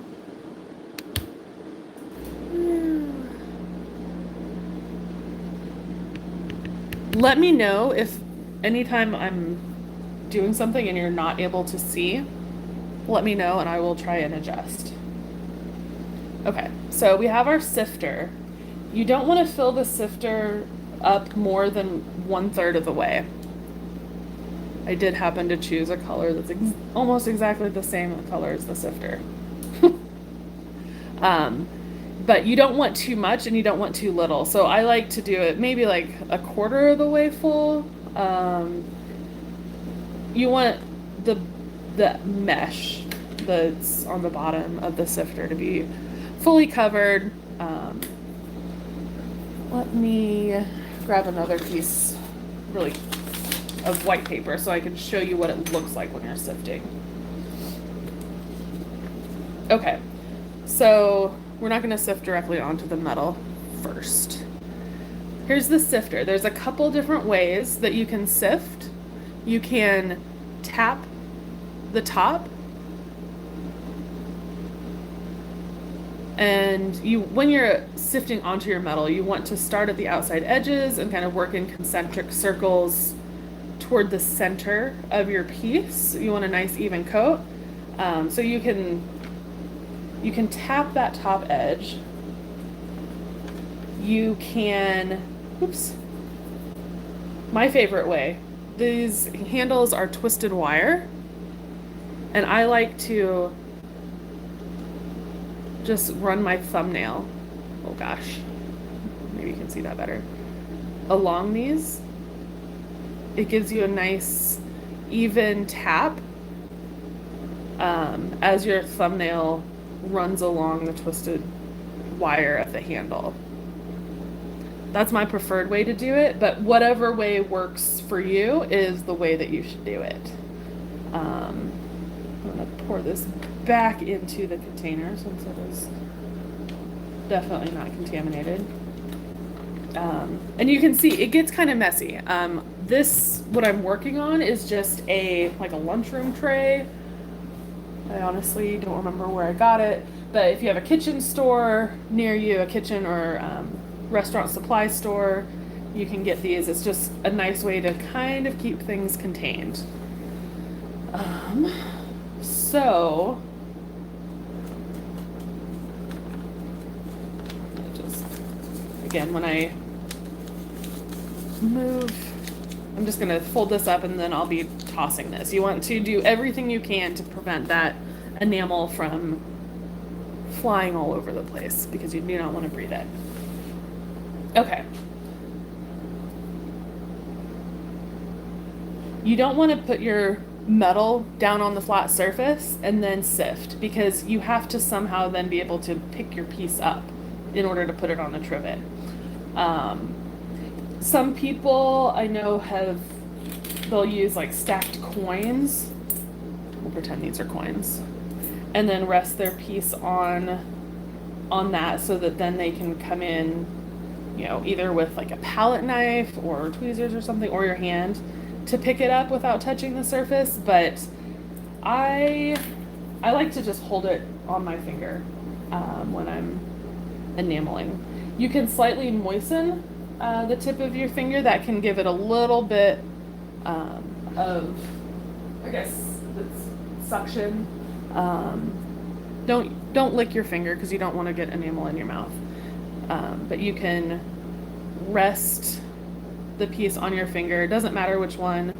I tend to do my middle finger for larger pieces, just my middle finger is bigger. Does not really matter. Let me see. I don't know if you can see that. When you're sifting like an all over cover for like the counter enamel or for a base coat, you want to hold your sifter maybe like 2 or 3 inches above the surface. And what that's going to do is it's going to allow the enamel to sort of... Am I back? It shows my internet cut out for a second. Water bottle caps or chopsticks work great. Yep, absolutely. Okay, so 2 to 3 inches above the surface of your metal, and you want to start at the outside edges and sort of work in a circular motion. When you're firing the enamel, it's going to want to pull away from the edges first. So that's why you want to, focus on those edges. Are you able to see? Thank you. I am back. um, so I'm just running my thumbnail up along those edges and I'm working in like concentric circles. For this, to create a nice even coat, you want to make sure that you can't see any of the copper through the enamel. Oh gosh, we'll see if I can show you this without dumping it off. And when should you use like a clear fire or something like that? I like to do that when I'm using enamel on formed metal. So things that have more of a dome, which I'll show you also later. So this is a first layer of what is going to be the counter enamel. It's really hard for me to show you, but after I finished giving it a nice coat, I went back around to the edges to make sure that those edges are really nicely covered. And then, I'm gonna bring this over. I'm trying to do this in the air. This might be a disaster. I'm not going to. You want to carefully, oops, see, trying to do this while showing you. Okay, so I tipped it and I knocked some of the enamel off, but it's just easy enough to just add a little bit more on. Okay, I'm going to carefully hold it from the edges. Grab a different trivet. And I'm going to rest it so that it is horizontal on the trivet. It's resting on those 3 points, nice and even. I'm gonna get a couple of these ready to go so that we can fire them all together. So let's talk about clear fire while we're at it. So this is just a piece of copper. It has a texture on the back. This has Sharpie in it, but it's that'll burn off when we heat it. The back is cleaned. So with the clear fire water combo, this acts sort of like a glue, essentially, that burns away when it's heated, after it's heated. So I like to use it on curved surfaces, especially if you're doing like larger vessels or things like that. Domed pieces, you probably won't need to for most of the impression dyes that I'm going to demo later. But what you want to do, let me see. Usually, here, let me adjust a smidge. We'll zoom out. Maybe that'll do it. Oh gosh, sorry. When you spray, you want to spray it like away from where you are using the, where you're actually sifting. So what you do is the same sort of technique is you balance the metal on your fingertip, and then from like 12 to 18 inches away, you want to spritz the clear fire. I'm rotating it because I want to make sure I get it like an even coat on the copper. You can also, a whole other thing, but you can get a surfactant and rub that on the surface a tiny, tiny, tiny bit right before you enamel, before you spray the clear fire, and that will help it more evenly. The clear fire more evenly spread on the surface, but I don't have that. Okay, so now we've sprayed the clear fire. It might have dried by now, so we'll see. It's usually a much faster, you spray it and then you instantly go sift. But we're going to do the same process. So I'm like 2 to 3 inches above the surface of the metal. Yeah, it's not super great, but I'm gonna focus on the edges. We're gonna sift toward the middle, do the edges again. You don't want to build up too thick of a layer, which is easy to do. This one might be a little thick, but that clear fire just allows the enamel to more evenly adhere to more vertical surfaces. When you're using a binding agent, the clear fire or anything like that, that has to dry completely before you fire it. So you can put it on a mug warmer.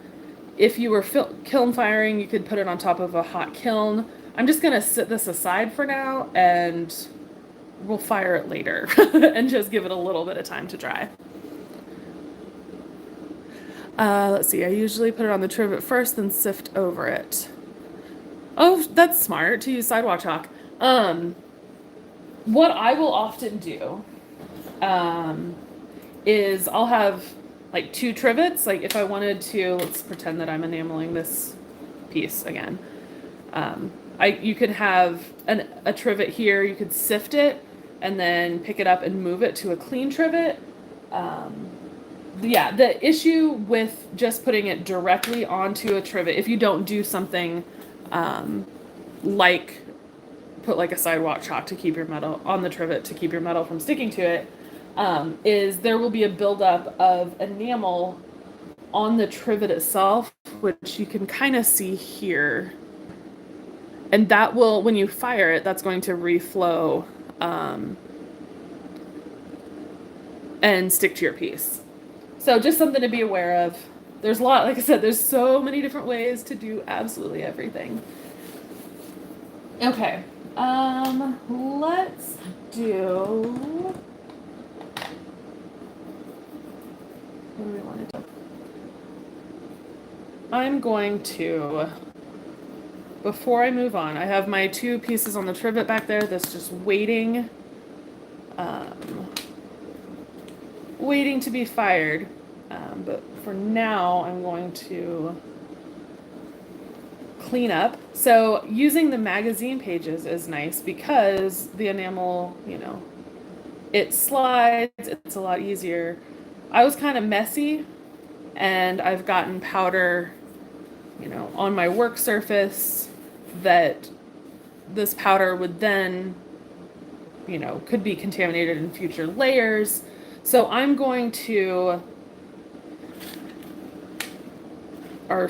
our sheet, if I know I'm not going to use this color anymore, I'm going to fold everything up, make sure that none of that powder can escape, and then I'm going to sit that aside and toss it later. Because I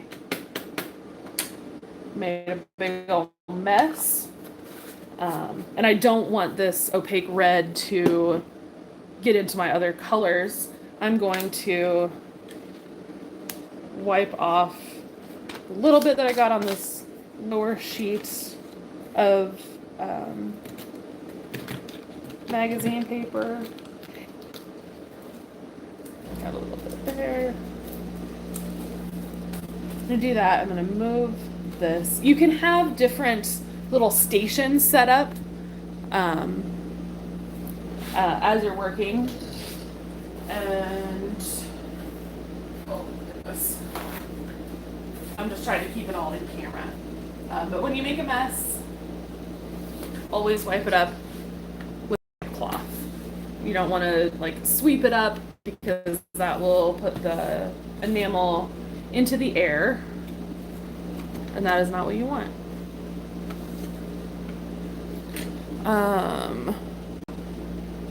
Yes, Jennifer and Gilded Cricket, that's coming. You need to have a foundation of like just regular, straightforward enameling. So we're getting there, promise. Okay, so you can see it picked up a bunch of enamel. We're gonna set that aside to also be tossed. And now we're gonna move this back. Okay, so while we're here, I'm going to go ahead. This is another piece that we had cleaned previously. And I'll show you what that looks like. The back of it. We're just doing counter enameling now. now, which is on the reverse of the design. We're gonna do, what do you think? 2420, just because I like that color. It's a sea green. We're going to do the same thing when it comes to sifting that we did for the opaque. Yeah, Leslie, it's all there earlier on in the video. So watch the replay. Hope I don't need that. So again, I'm gonna make sure that my sifter's clean. Let me zoom in again. Sorry, it's gonna be an aggressive zoom. Oh gosh, it's always an aggressive zoom.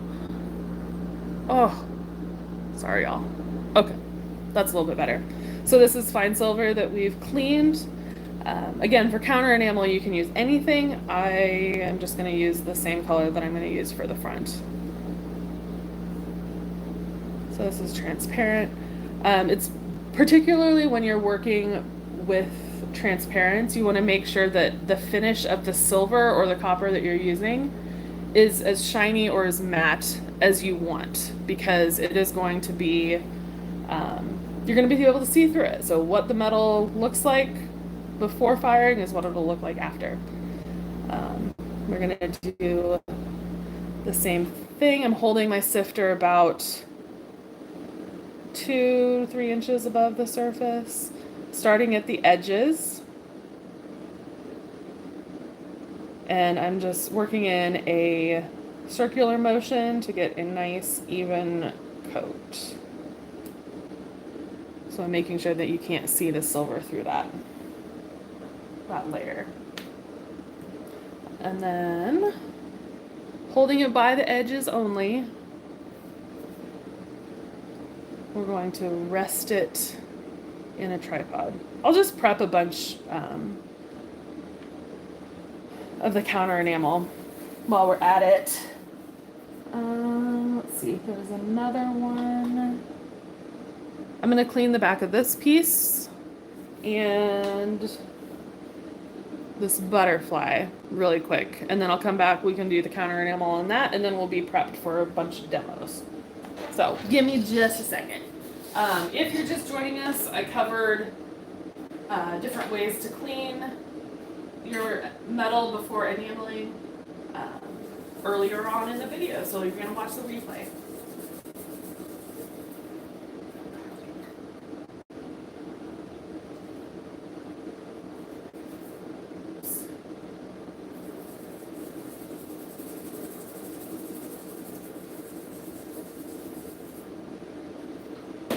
I'm going to keep going with this live as long as my phone will allow me. Depending on how much we get through, we might take a break for lunch and then come back later for like a part 2. Okay. So we're going to just use the same color as we did on the silver. This is going to be on copper. I'm going to add a little bit more, no more than 1/3 of the way full. And we're going to sift starting at the edges all the way around. So we get a nice even coat. With torch firing enamel, once you touch the enamel with the flame, it will likely, well, not likely, but with many colors, it will discolor. So the counter enamel the color of it isn't necessarily all that important. You can experiment to see what colors, work best for you. Good, Diana. I thought so. I've got lots of samples that we'll play with. I'm just trying to give you the quick and dirty. It's not really that quick. It's already been 2 hours, but a a quick rundown of how to prepare like the basics of enameling and stuff like that. Okay, so we have, there we go. We've got a couple, oh my gosh. There we go. We've got some stuff prepped. This piece with the red has the clear fire on it, so I'm still letting that dry. Let me scoot stuff over. I'm going to, you want to clean up in between. Like if you know you're going to come back to this color, you don't have to like thoroughly clean, but you do want to cover the container. So now I'm going to move over to the torch and we're going to start firing some so you can see what we're going through, what we're talking about. So let me move you first. Yeah, it can be long. What am I making? I am teaching a quick and dirty example, or not example, but like the intro to torch firing enamel. Oh gosh. And we've been going for 2 hours, so there's going to be a lot to watch on the replay. Okay, I hope we're able to get some focus once we get in here. Okay, so this is my wire mesh. I have it up on a tripod. I've cut a hole in the center. You don't have to. I just prefer that because it allows the flame to get up there a little bit easier with less heat dispersion.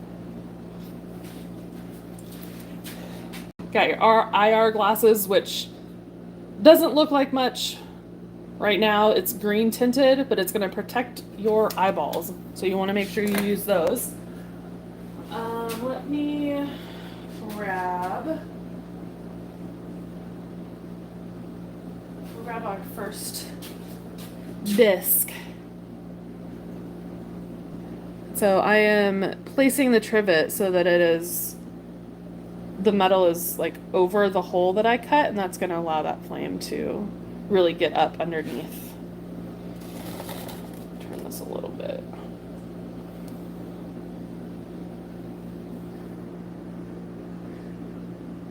Okay, so I have everything centered. We can talk about torches real quick. You can use, if you're just getting started, one of these handheld butane torches. You want something, I think this is called like the jumbo torch or something. You want something that gets a really big hot flame. You're going to need it because you're going to have to get your piece up to the temperature which enamel flows, which is around 1400 to 1500 degrees Fahrenheit. So like a tiny torch probably won't do it. Just because I have it, I'll often use just a plumber's torch hooked up to a disposable propane tank. You can use like mixed gas, propane, oxygen, those, or acetylene. People use acetylene, that's totally fine. It just can get a little too hot. You just control it. So use what torch you have. Glass is thicker than a telescope. Yeah, mine would be if I didn't have to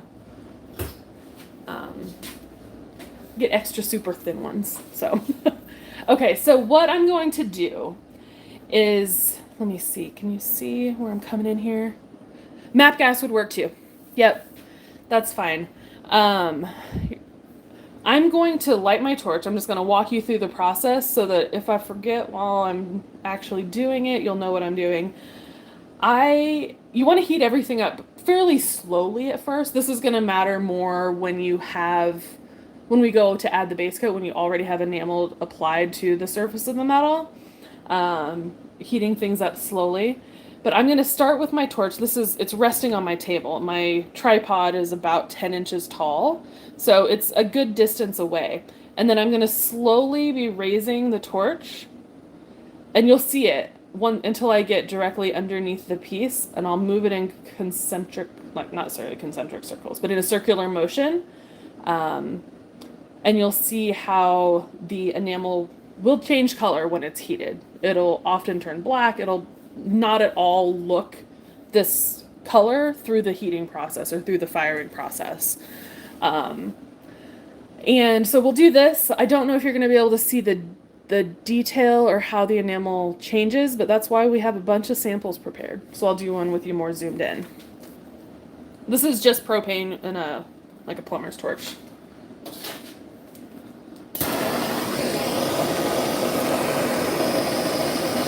So my torch is way down below and I am just slowly heating it. This is gonna help warm the piece and get rid of any like residual moisture from the humidity in the air, to keep the enamel from popping off while that is heated. So I'm slowly heating it. I'm slowly raising my torch. And you'll soon be able to see the wire trivet is going to start glowing red. You can see the enamel is darkening.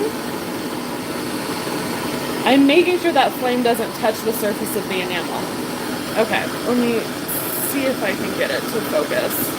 We'll have to do another one. But you can see it's turning dark, almost black. It is beginning to soften just a little bit. But this is one of the cool things about torch firing is you can watch it change. Now, as I continue heating it, you can see it's getting sort of a bumpy texture. That's going to be orange peel. And then we're going to keep heating it until all of those bumps disappear and it's completely smooth, which is when it's reached full fuse.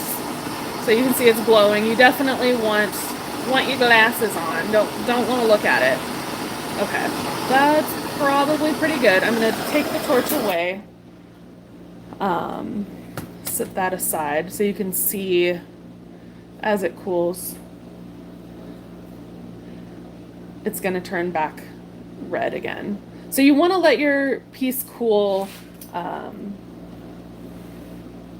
don't know, a minute or so on the trivet. As it cools, it's going to turn back red.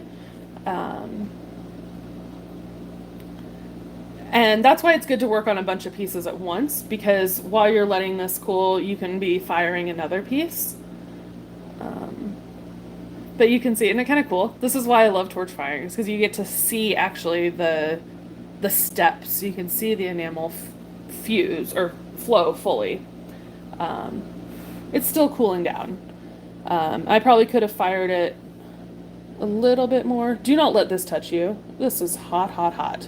Yeah, I could have fired it a little bit longer probably, to get it more even, but that seems like a fairly decent coating. It's going to be for the counter enamel. So this is going to get messed up anyway, but this is just kind of a good example. Also, you can see on my hand, that is the copper oxides popping off of the hot metal. And so that's why, oh gosh, if I can get it to focus. When you're using copper, you have to clean. Oh, you just saw that one pop off. You got to clean it. Do you know the UV on my glasses? I'm going to set that down for now. I believe it's IR5. I think you can get IR3, I think is okay too. I would have to double check. But that's just what I have. Plink, plink. Yes, that's what it sounds like, is little bits of copper oxide pop off. Let me grab some tweezers.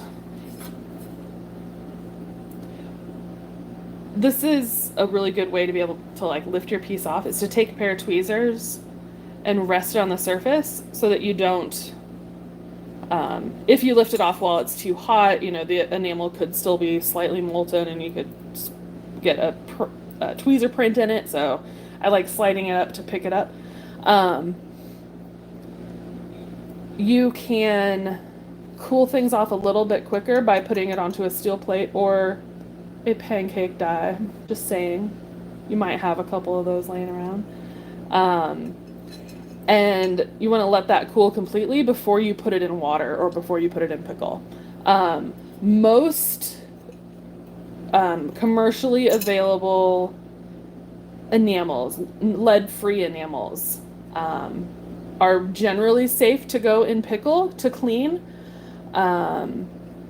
They will, if they're left in there too long, the surface of the enamel will begin to etch. That'll vary by color. So, you want to test, again, just like with everything in this process, you want to test your specific enamel to see what it will hold or like what it will do.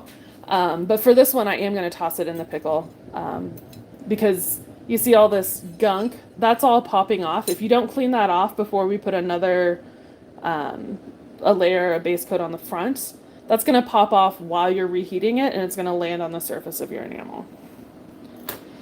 So I guess one of the main rules of enameling is just like keep it clean, keep everything clean. Okay, I'm going to toss it in the pickle for a bit. I'm just going to get rid of those. You can save all of those oxides and sprinkle it on for like a texture later. There's way too many things you can do. Okay, I'm gonna grab another piece and we're gonna fire that. Also, get in the habit of not using your hands to touch anything around this trivet.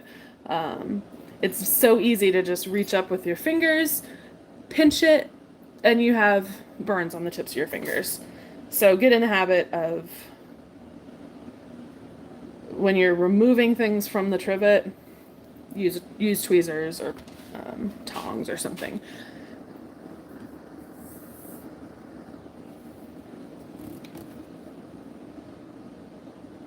Okay, it's gonna get a little wiggly first. I'm gonna try and get you into a slightly different position. Because I really want you to be able to see that enamel change color. Okay, I hope that stays. Okay, so this is a transparent enamel on fine silver. Hopefully you'll be able to see it. So just like I did before, I'm starting with my torch down low to just slightly warm it, make sure any like atmospheric moisture gets evaporated so that the enamel doesn't pop off while that water evaporates.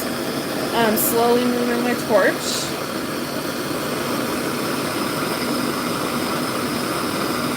And you'll be able to see as it gets closer, it's starting to heat up. The color is going to change as it's heated. You want to heat the whole thing evenly. Green. So it's fusing. There's like the orange peel stage. And I'm just going to keep heating it until it's nice and smooth. The back of this was pressed in an impression die, so the back like undulates. It has some texture to it. Isn't that cool? Watching the color change? Oh, enameling is fun, y'all. Okay. So I'm going to put this back down on that pancake die, that steel, to let that cool. And then since we're over here, I'm just going to continue firing. Were you able to see that change very well? This is going to be interesting. Okay, so that piece that I just did was on fine silver. This is the same color but on copper. So that's why test tile, this is going to show you why test tiles are so important.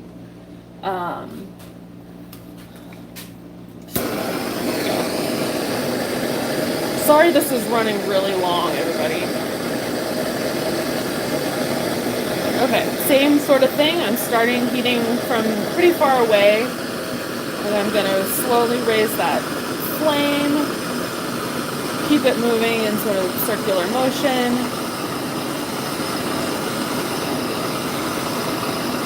Evenly heat it. And watch it go from like a sugar fired to a orange peel and then to full fuse. Okay, so remember, this is that same color that I used for the fine silver, but this is on copper. So copper oxidizes. It just does. And some colors, definitely with regular clear. I'll try it again. I'll show you and I'll reheat this piece. You can intentionally overfire clear. Actually, I probably won't do it on this piece because it won't work. We'll do another copper piece. But it's called clearing the flux, basically, which is where you intentionally overfire the clear enamel so that it has time to absorb the copper oxides, and it doesn't give you the same effect as the transparent would look on silver, but it does often make the transparent colors more clear.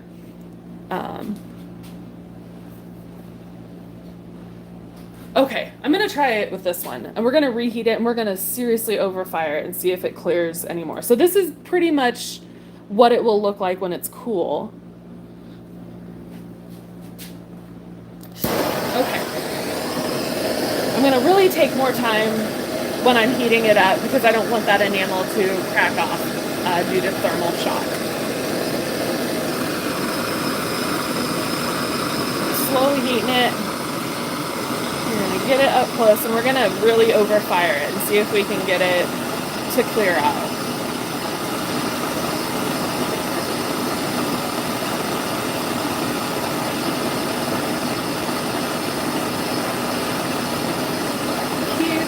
Firing it. Some colors of transparent enamel do this more than others, so I don't know if this particular color does it much. Okay, let's see. If this doesn't work, I'll show you later on a different piece of copper. It's doing a little bit better. You can see now there's these areas here. Oops, are a lot more clear and less muddy than they were before. So that's a good thing to try and do when you're doing with enamel. Now, because this is counter enamel, this is probably going to happen anyway. This is going to get all messed up, but it's a good technique when you're thinking about when we move to the front of the piece. Let me check my phone battery again. Oh gosh. Okay, hold on. I'm going to get my charger.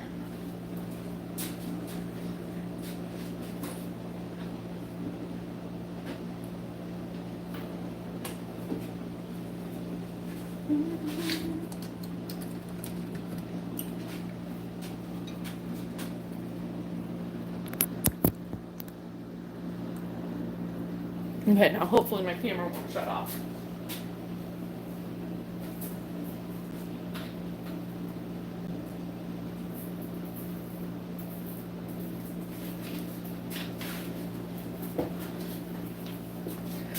Okay, I'm going to move this and we're going to just go ahead and I have two more pieces to fire the counter enamel onto. Let me get this cooled off and I'll show you the comparison between these two colors.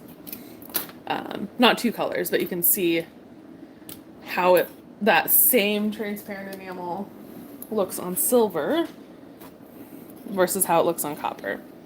Oops. So there we go. There's the transparent on fine silver, and this is the same color on copper.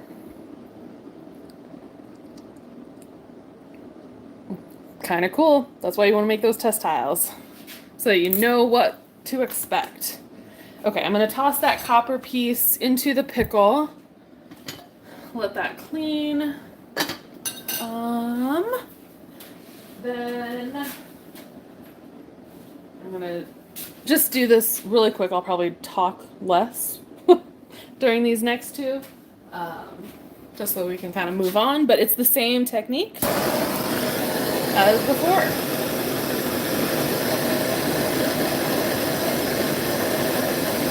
Sorry.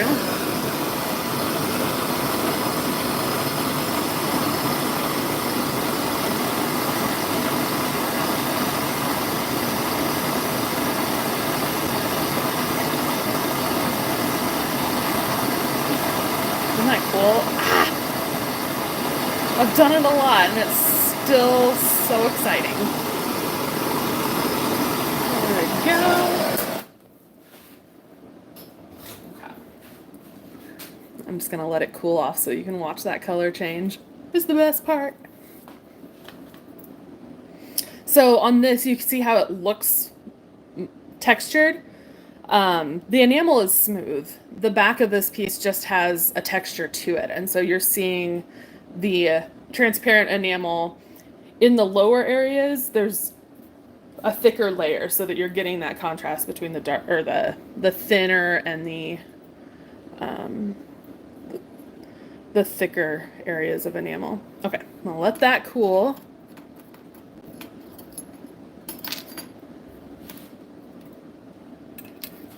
Okay, and then here's the sample that we made using the clear fire.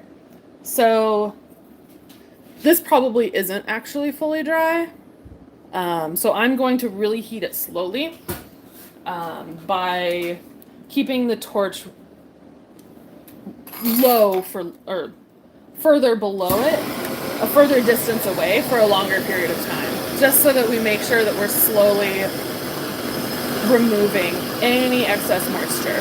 So normally you would want this to dry completely. You can't really see, but I am heating it, keeping that torch fairly low.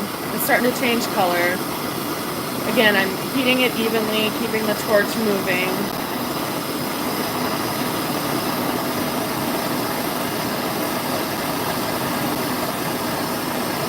And you'll quickly see it go through like sugar fired, then orange peel, sugar fired, there, orange peel, and then we'll get it to full flow.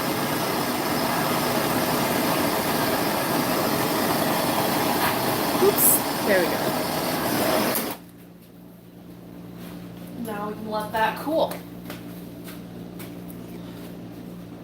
Any questions about this, like, general torch use and how to enamel this counter enamel? Because now we're going to go do fun things, and we'll be applying the base coat and showing you some other techniques. But this is basic, you know, how to torch fire. This one, it might kind of on the edge of being a little bit overfired. No, it is overfired. You can see some of that, the oxides of the copper poking through on the inside. That's totally fine. It's counter enamel. It's going to get overfired anyway. But this is a good reason is to practice, and see how the enamel behaves. So I'm going to cool that down. Let me get everything sort of reset over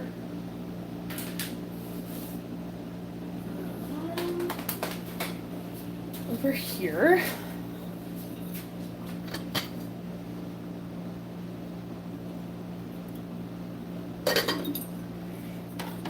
I'm gonna do some like final cleanup, not final cleanup, but some cleaning of the pieces that we just did.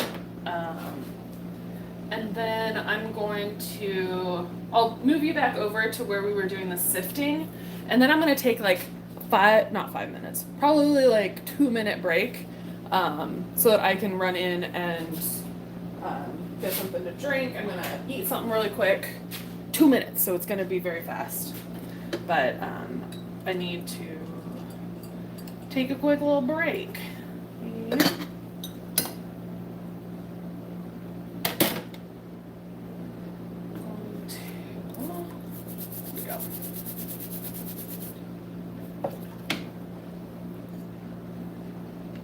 Cleaning some of the copper pieces. Okay, let me. Okay.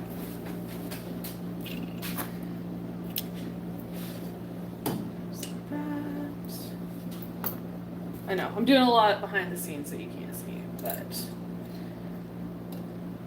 okay.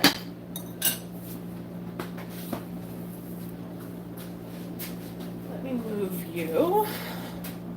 Actually, I'm gonna leave you right here so that I can keep my phone charging. I'll be back momentarily. I'm just gonna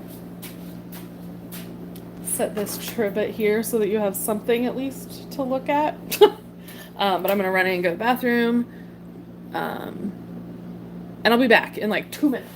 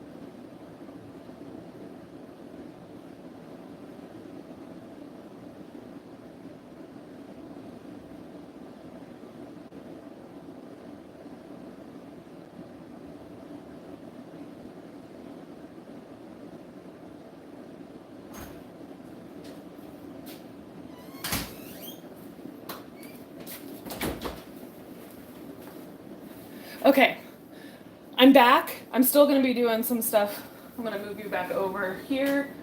But while I'm doing that, I just want to remind y'all that this week we have a spotlight, an impression dye spotlight on dyes that will work really well for enameling, which is what some of the demo pieces are.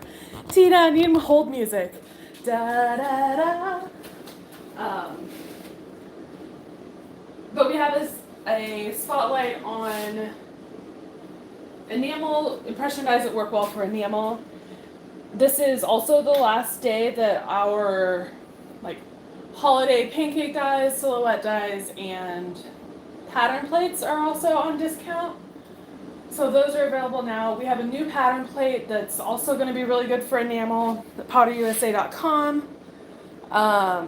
What else is going on? Oh, Jean Van Bretterode of Enamel Warehouse has generously given our viewers, our customers, a 10% off code, PotterPeople10. In the comments, there's reference to that, and that is good through the 10th, I think, of August.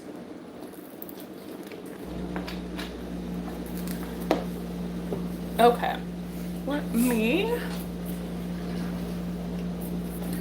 get you resituated. Down here, I'm gonna zoom a bit.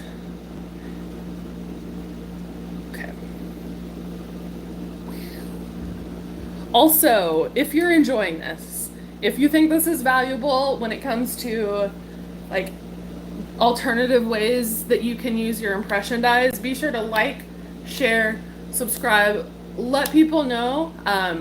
Not just in the Potter People group, but let your friends know. Let Kevin know so that he knows that these types of videos are valuable and that they are worth us to continue doing, because we love doing them, but only if y'all are getting some value out of it. So if you don't mind, we would appreciate it. Okay, so let's get into this. I believe this is one of the butterflies that are up right now as part of the enamel spotlight. If it's not, it is extremely simple or similar. Like what I said before, the surface finish of your metal is what it will look like after the enamel is applied when it comes to transparent enamels. So if you've worked with fine silver, when you heat it, it gets a white matte finish. If I were to put transparent enamel on this right now, it would not have that like really reflective quality that people really like. That's like sort of the point of doing the working with the silver. So what I will do, this is where using a brass brush can come in really handy. I'm going to, again, hold it by its edges, and I'm going to take that fiberglass brush. You would do this over water, and I will after I show you this, but scrub the surface. That way you're getting that highly reflective surface. You can also, it takes a lot more practice, but you can heat your piece up until the surface of the metal just becomes slightly molten. It'll flash bright silver. That's how it was traditionally done. But you do risk melting your piece. So practice. So what I'm going to do, so that I don't get fiberglass particles in my sifting area, I'm going to take this back over the water. I'm going to finish scrubbing the surface of it so that it's nice and shiny, and then I'll come right back. And I'll show you how to put the transparent enamel onto a stamping made with an impression die.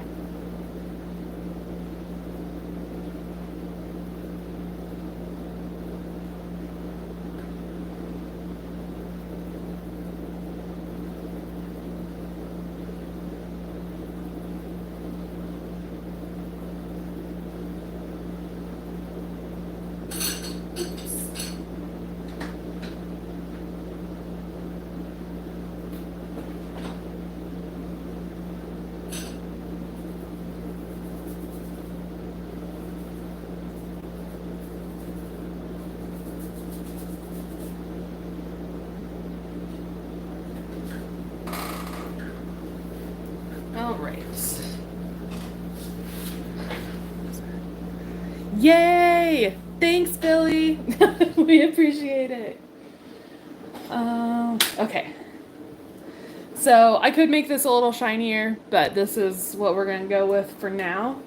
I'm going to, just like we did for the counter enamel, I'm going to sift a nice even layer of the same transparent color onto the stamping in a circular pattern.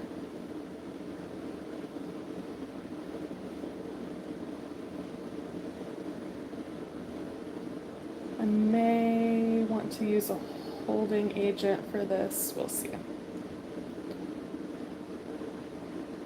Yeah, his little tail, or his little end of his abdomen, oops, may not be fully covered, but that'll be good for now. So I'm just making sure I get a nice even coverage. So this is what I was talking about at the very beginning, the Basse-taille technique, where you have a textured metal underneath the transparent enamel that then when fired, the transparent enamel is clear so you can see all of the different thicknesses, I guess, of the enamel, which gives you more of a dimensional look, which is really common with pocket watches and compact cases, things like that. So there is that. We're gonna do the same thing. So this is the flat piece that we counter enameled with the red. We're gonna do the same on this side, but we're gonna use the transparent color on top. So we sort of know what that's gonna look like, and it's not gonna look great. Maybe I should do something else.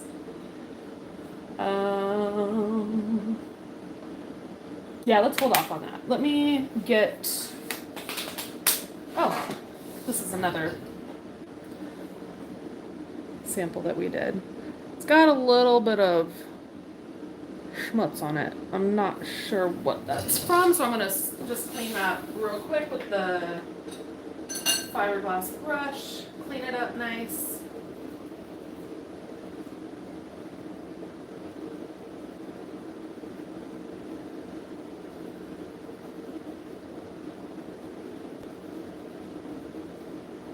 Thanks for bearing with me.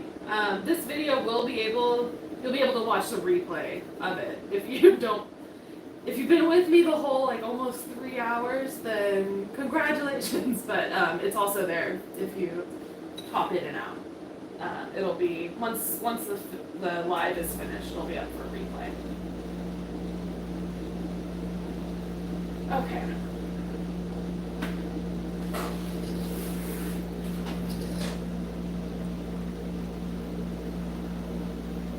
Got that cleared off a little bit. I think what I'm going to do though, just to make it a little more interesting, I'm going to close this color up and then use a different transparent color just so that you can see the difference.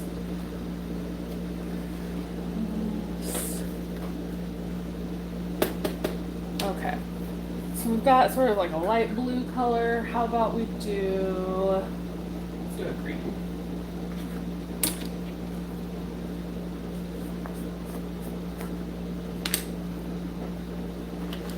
And we're gonna do the same, it's the same technique. So you have your sifter, you have your fully clean metal so that the water sheets off the surface.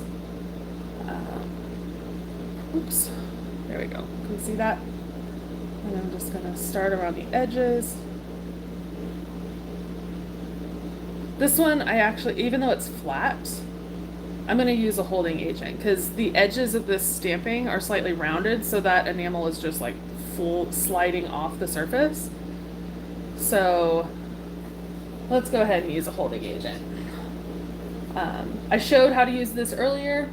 I'm not gonna move my camera, but you want to use the sprayer for the clear fire water mix, but you want to do it away from your sifting station.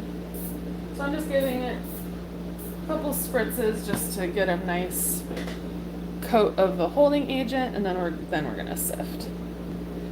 When you're sifting, you do want to keep the sifter like parallel to the surface, and then if you need to turn the piece, you can rotate the piece on your finger underneath rather than turning the sifter. Do a little bit more over here. You want to be as even as you can, but that's why it just comes with practice, and I'm by no means an expert in that. So, okay. That's a fairly good coat. We're going to put that on a trivet. And then,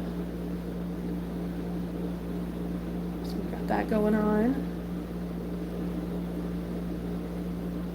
Okay, I'm gonna close that up.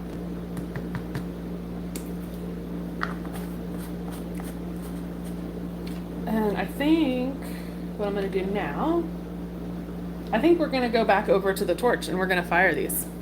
So give me a second and I'll move you again.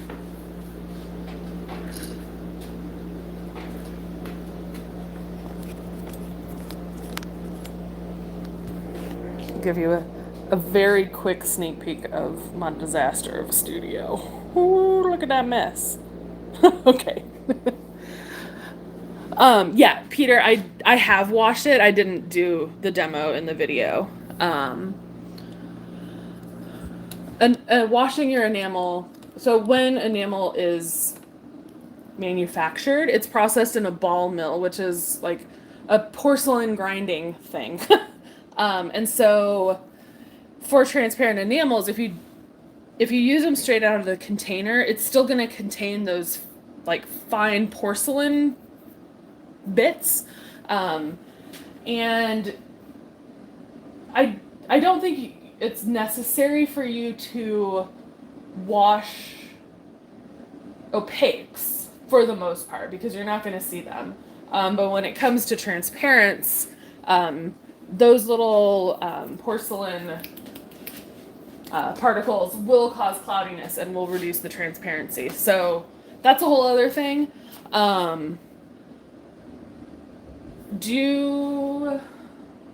That book that I mentioned earlier, The Art of Enameling by Linda Darty, that covers washing your enamels. It's a whole other process, but it's good. Also, I just went outside and it is getting like dark gray in the sky. So if it storms, I apologize. It might get loud here in a minute. Okay.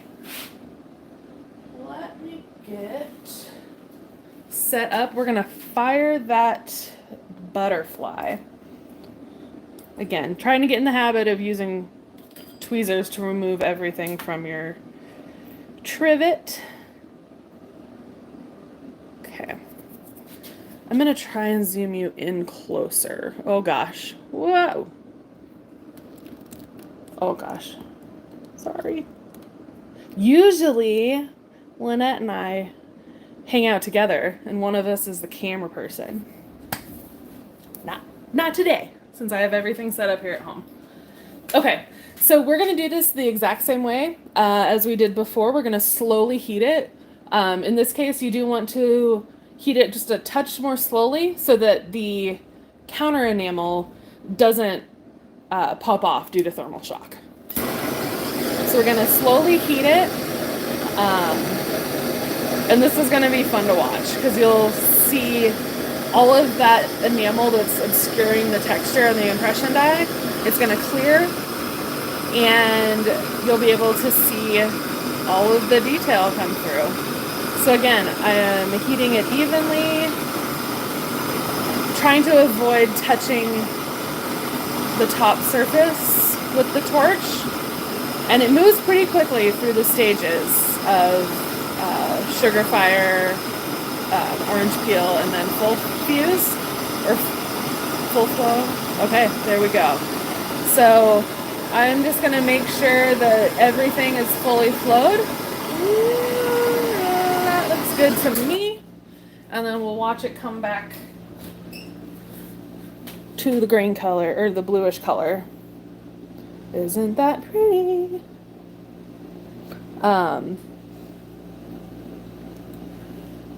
So after we fire these two, I'm going to show you wet packing, which is technique where you mix the powder enamel with water and then fill cells. So like the cloisonne technique, the ones I'm going to show you today would be considered champlevé, where you're just a similar technique, but just slightly different.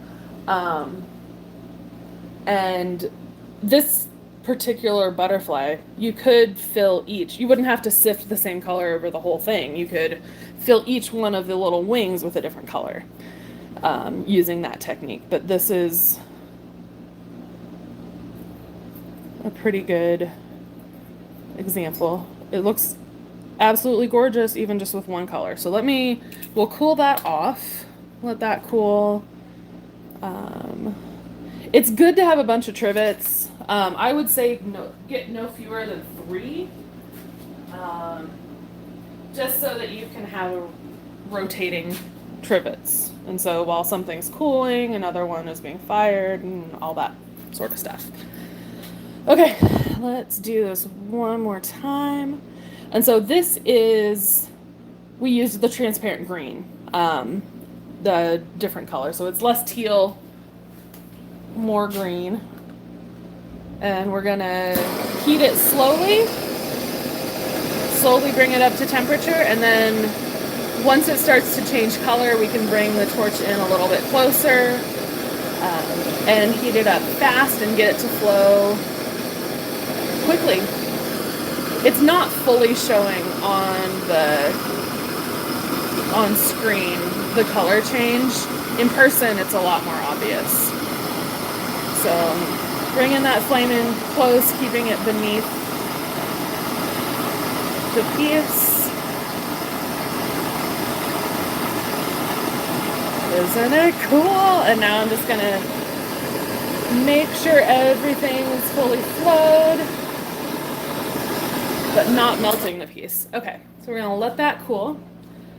This particular piece, the texture on it is much more similar to like the guilloche patterns on like Fabergé eggs or watch cases, things like that. So it's very, very fine. And those types of patterns specifically were designed for enamel because you're able to show off just the fine detail. We'll show you later when I can touch it. But I mean, even there, that looks pretty dang good. Okay. Isn't that fun? I love it.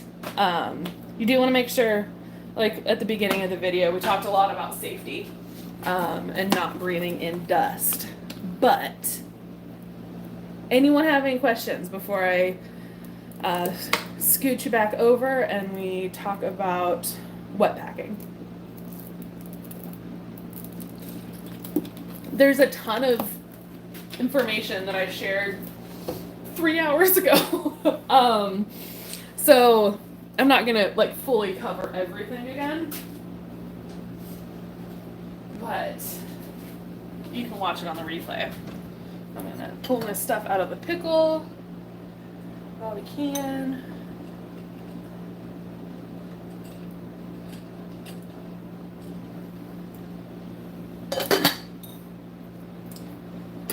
Okay, I'm just doing some cleaning. Chime in if you have questions. Getting stuff cleaned up.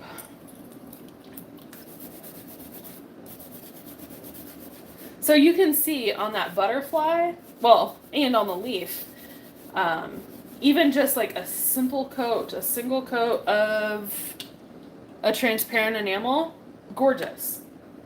And that's about as basic as you can get when it comes to enameling. It's just a sifted layer. It's fun to play with as far as experimenting with like the colors that you use, the thickness or thinness of the layers. Okay, I'm doing some setup over here. Let's see. Oh, did you hear that? Thunder. Hopefully it doesn't get too loud. There's that butterfly. Ooh, pretty. There's the back. How stinking pretty is that? So you can see all of that detail through the transparent enamel. Let's see, I think that leaf is cool as well. There we go. Just how it highlights and the light kind of reflects through the enamel and reflects off of what looks like engraved surfaces to give it a different look. So you could set absolutely pretty. This color is much more yellow green in person too. Ooh, pretty. Okay. Let me move back over. I'm gonna clean stuff up really quick. There's lots of cleaning involved. Cleanup involved with enamel because you don't want to contaminate your colors. You don't want to get them mixed. And so I have, like, what I've been working on is like a 6-foot folding table. If you can set up a table like this, it's good because then you can have lots of different stations sort of set up. Okay.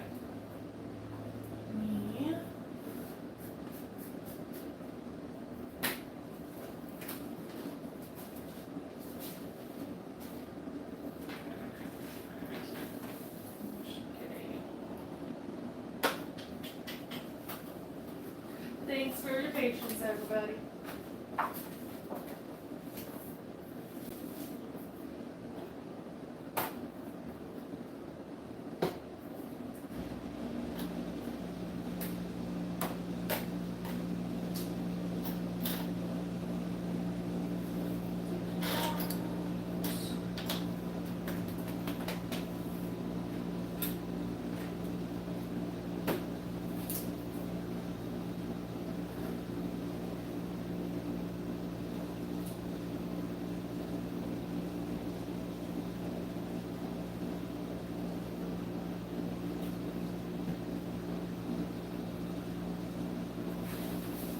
Okay, now I'm going to move you. Sorry if I'm making you ill. I'm not trying to. Okay, I'm going to zoom out just a smidge.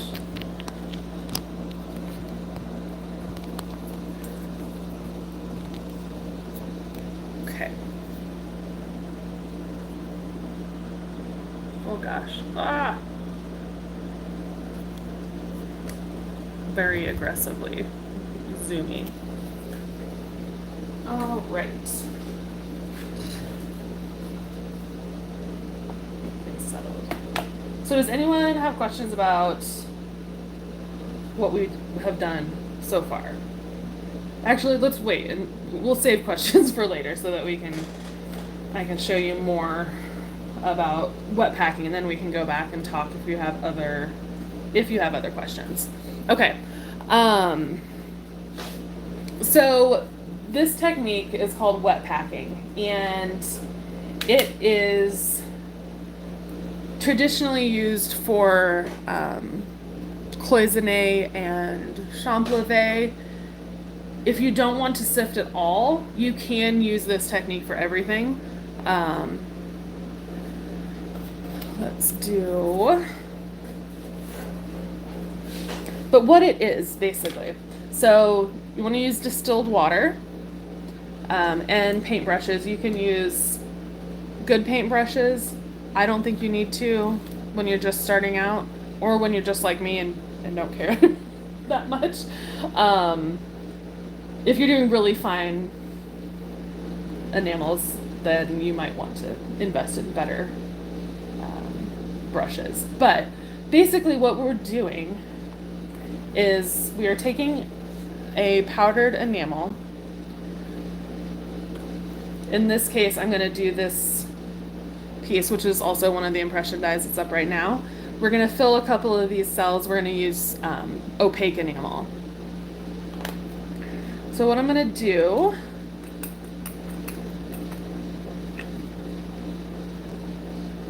let me know if this keeps getting blurry or going out of focus, because my hand's gonna be in front of of this. I think I might need to move it to the other side. Okay, so what you want to do first, let me scooch.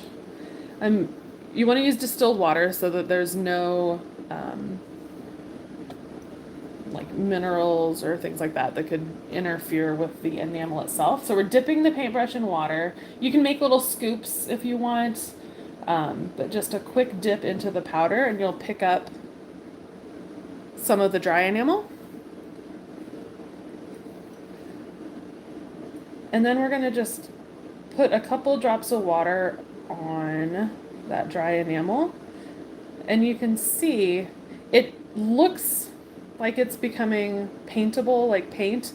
It is still essentially sand particles is what it feels like. You're gonna have to just play around to see how wet you want to keep this. But what you do is, I'm gonna try and do this up closer. So you can take a brush or a little scoop or something of the color that you want, and you place it into the cell. Now, one thing that's really cool about champlevé and cloisonne and this sort of wet packing technique is after you fill all the cells, you want to overfill the cells, and then you'll go back in and you will use either an alundum stone or a diamond stone um, to sand or abrade the surface of your piece so that it's flat, so that everything is level. So it looks a little sloppy at first because you're trying to, you know, fill these little cells with sand, essentially. Um, Again, practice. Try different things. We're going to do. Dun, dun, dun, dun. Okay. I'm going to scoop another little bit up. And we'll be filling this one.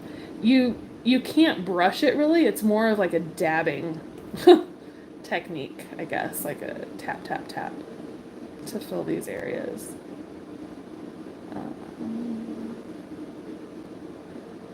So it's not pretty right now.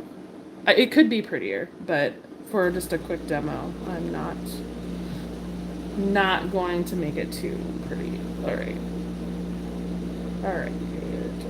So one thing that is kind of cool with doing it like this, you can add multiple colors to your design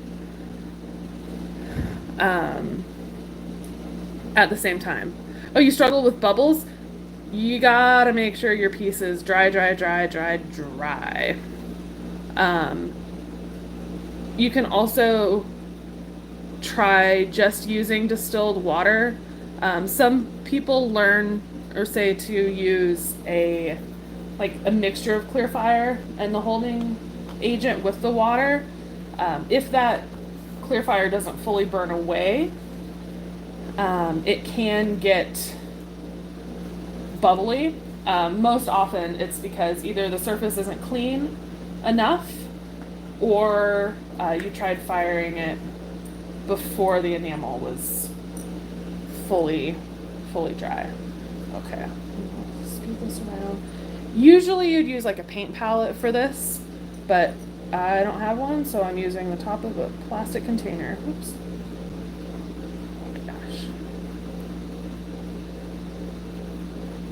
I don't know if you just saw that. Like I have like a chunk of enamel still in here. That's because I held the brush in there too long. You really just want to do a quick tap.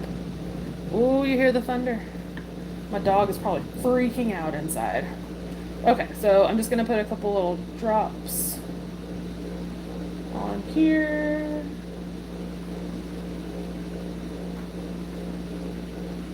Again, playing with the consistency. It looks like paint. It is sand.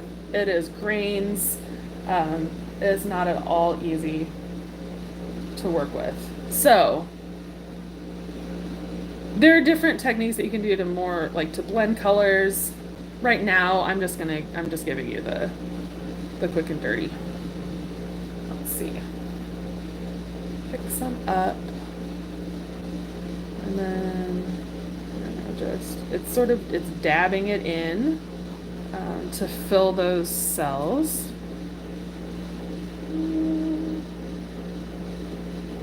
You're scooting little grains around. So another thing that you can do is you can take like an awl, and just sort of push those little grains around. Once you get into like super fine, enameling, you could be moving individual grains around to get the finish that you want, or the look that you want.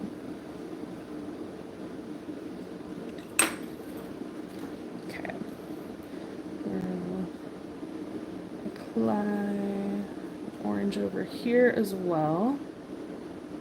And remember, right now we're using opaque enamel, so it's going to cover up anything that's in the background. So if you have texture, it won't show texture. If you have fire scale, it's going to cover that up. Okay, I'm gonna sit this down and let that dry for a little bit. And we'll go in with one more color. This is where a paint palette would be beneficial. You would actually keep your colors separate. So we're gonna do a yellow. Ooh, it is loud.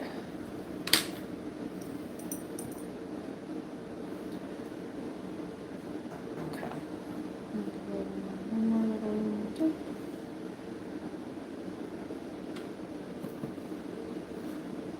Can everybody see what I'm doing? Right now I'm just hydrating that yellow that I put down.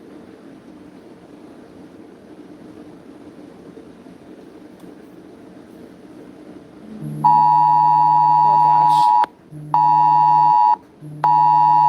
gosh. Flood warning. Sorry about that. We live in Tucson and this is monsoon season. It's the desert, but it's a lush desert. We have like a winter and a summer monsoon where it storms, like flash storms. So that's what we're in the middle of right now. Okay.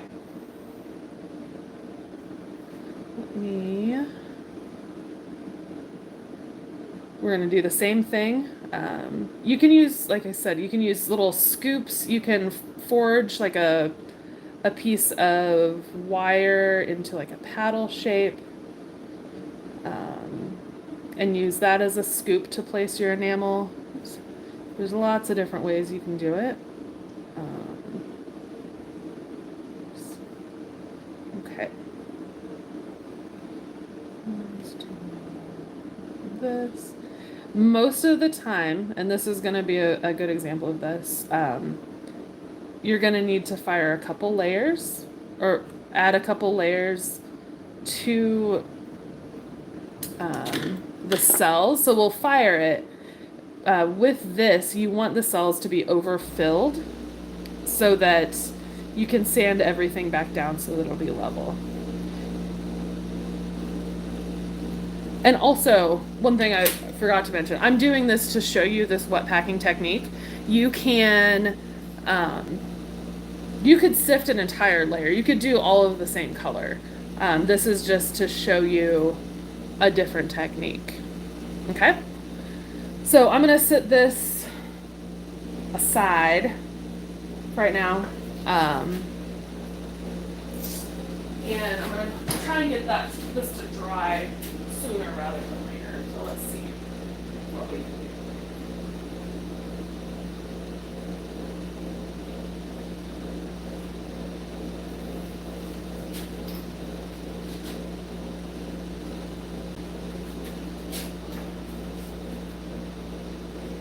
I'll show you once I bring you back over to the torch, but what I'm doing is I'm placing a fire brick under my trivet, and I'm going to heat the fire brick so that the heat will radiate up toward the piece we just wet packed to hopefully dry it quicker.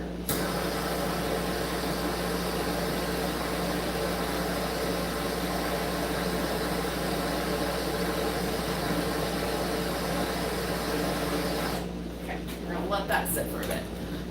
While that dries, does anyone have any questions about wet packing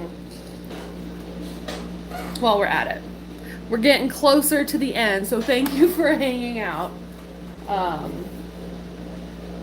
appreciate it. I hope it's been fun. We still got a little bit more to go. I'm losing a little bit of energy after 3.5 hours. But it's been fun.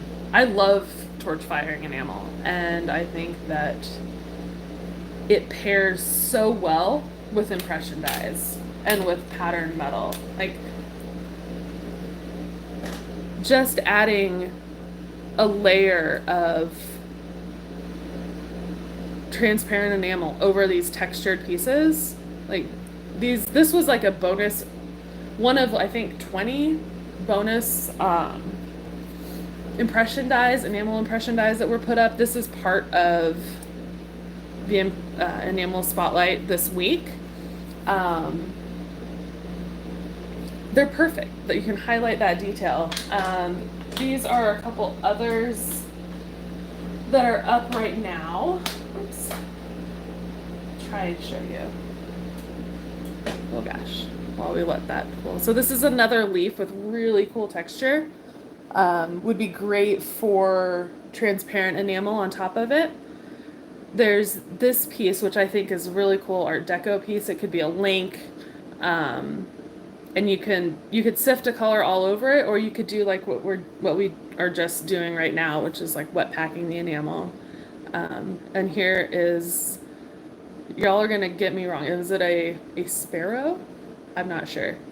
There's something with the tail, but it has these borders, so you can fill the inside in. You can blend the colors to create like a more complex color. These are just really good ways that you can experiment with a bunch of different enameling techniques without having to get into etching or cloisonne wires, forming. It's like there's so many things that you can get into, or you can just stamp some of these pieces and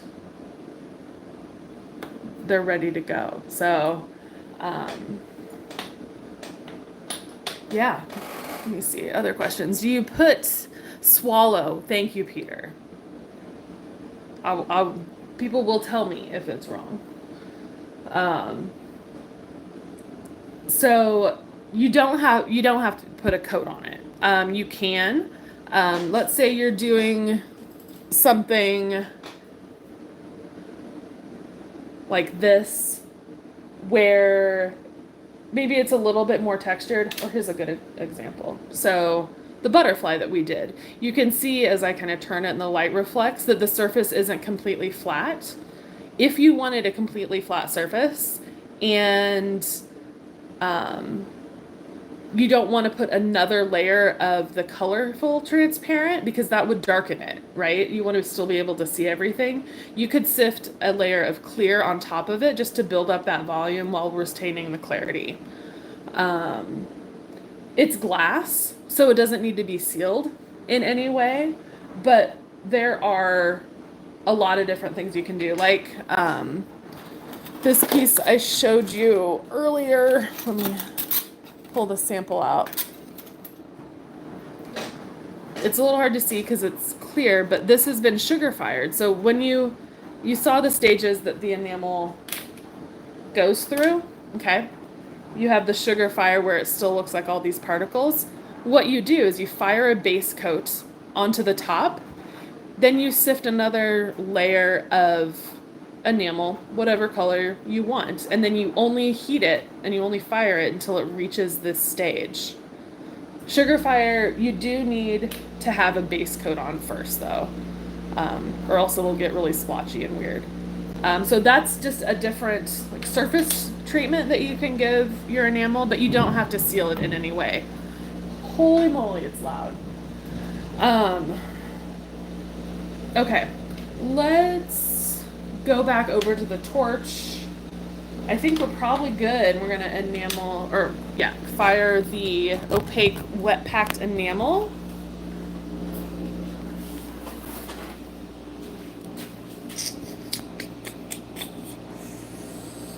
I'm gonna zoom you in, try and get you to focus a little bit more. Whoa.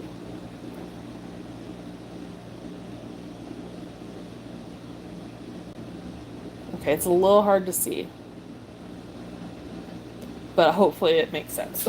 Okay, so we're gonna, specifically on this one, because I haven't really let it dry, I'm gonna keep the torch very, very low away from it. I want to basically heat up the air around it, because as that water evaporates, it will expand and pop, and your enamel, your powder enamel will come with it. We're going to heat it very, very slowly.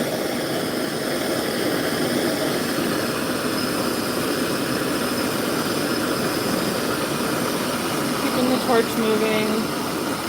You can see everything is starting to change color. It's more obvious in person, but you can see a little bit. And we're gonna heat it until everything reaches that full flow. It's fully fused, nice and smooth. Heating it evenly from below. Getting closer. Okay. Not gonna be beautiful right now. In fact, it's gonna be really ugly right now. So we're letting that cool. Do, do, do, do, do.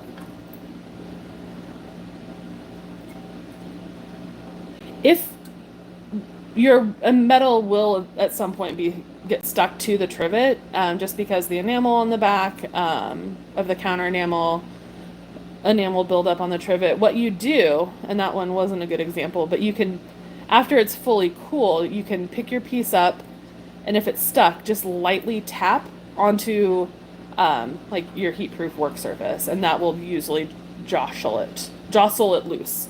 Let me put this down here on where I'm cooling it. Oops, there we go. So that is cooling. Look how bad that looks. And that's what it's supposed to look like. This is copper, so all of that is oxidized or oxidation. Fine silver, you don't have that, but you will still have like the messy surface, which you take care of later. So what I'm gonna do. Oh, here's a really good example. See all of these dark spots like right here? You can watch the oxides popping off as the metal cools and landing on the enamel. And so that's why if you're using copper, you really need to clean your piece in between firings so that it doesn't land on the glass while it's molten. Okay. It's not fully cool yet. Pretty close. Oh, that's good. Oh, there we go. Jeez. Okay. So what I'm going to do, actually those might be embedded. You take more care with yours, with your piece. I'm going to toss this in the pickle real quick, and then I'm going to, let me see if any of these are full. No, we'll want to put in another layer of the enamel to fully fill the cells, and then I will show you how to sand this down, and then I think we'll be done for today.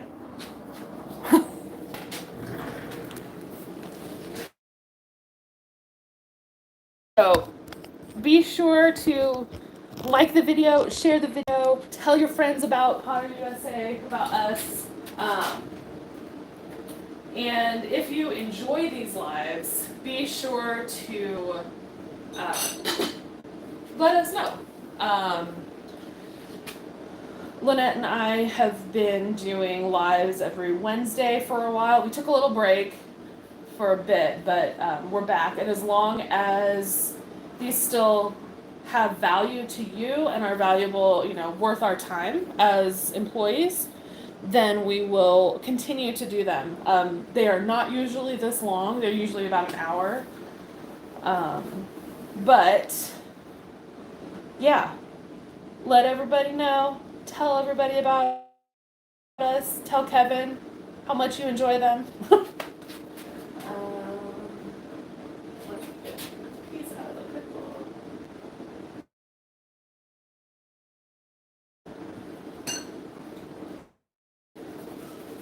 Quick. We want to keep doing these. This is a topic that people have requested a lot.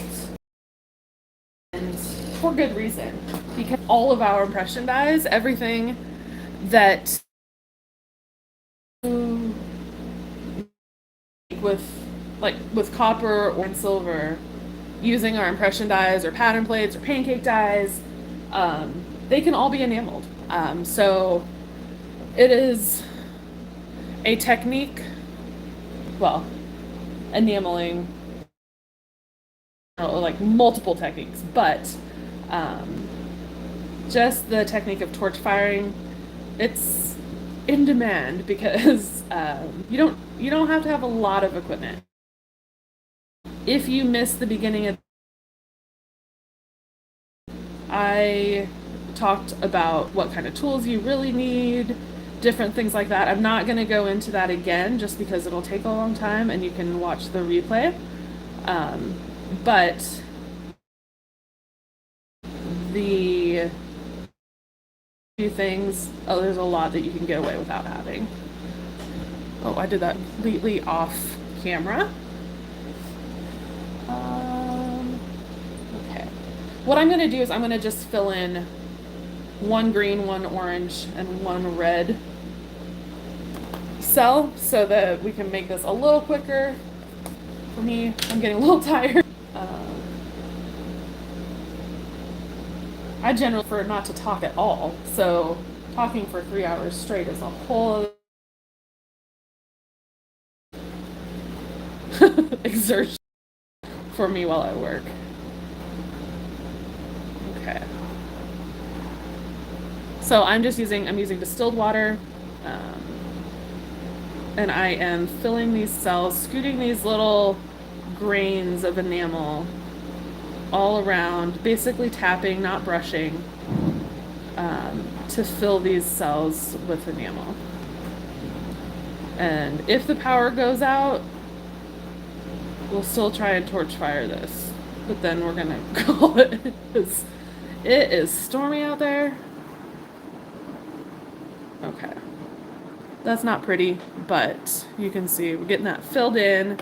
I'm not going to worry too much about this being perfect, but I do want to show you what it looks like when you grind down the.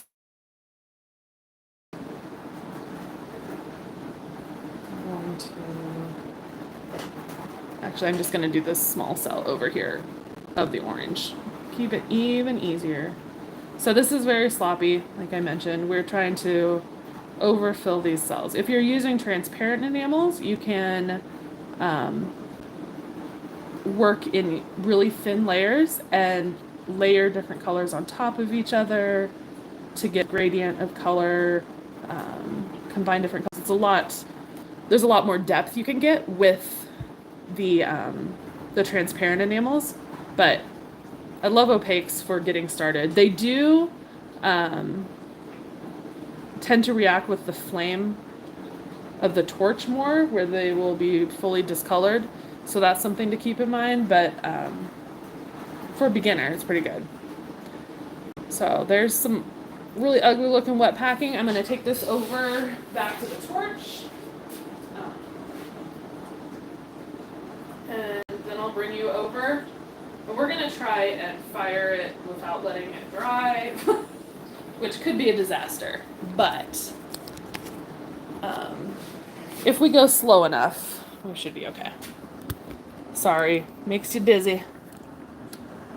Let's see. Oh gosh. Okay. We're gonna heat it really, really slow. Please keep doing this. Good. Yay. Okay. I'm going to very, very slowly heat it. I'm really trying to evaporate that water slowly.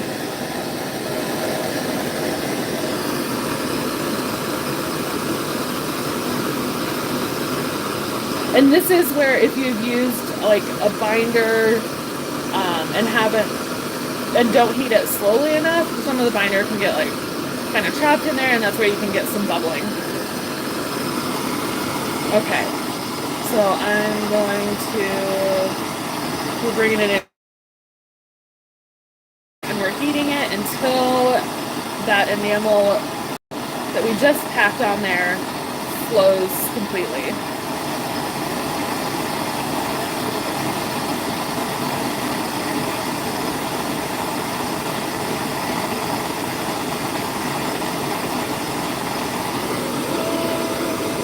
Oh, a big old chunk of something on this side, so.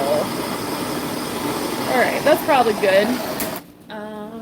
let that cool, and then I will show you how to clean this up, and then we'll do kind of like a quick little recap of a little bit of the stuff. So I can't tell you how much I appreciate. Yay! I'm so glad that you enjoyed it, and that it was helpful. That's really the most important thing. Now, after this live, we want to see what you make with enamel.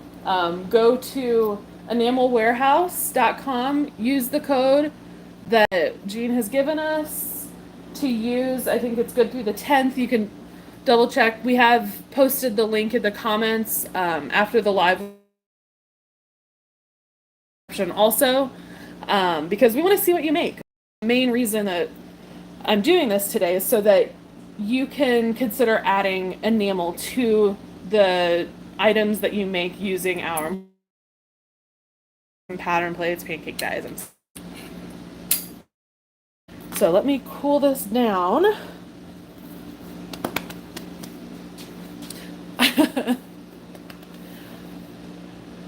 Yeah, so sample boards, making the sample a little bit more about the bowl. So here's my little setup. It's a big hot mess right now.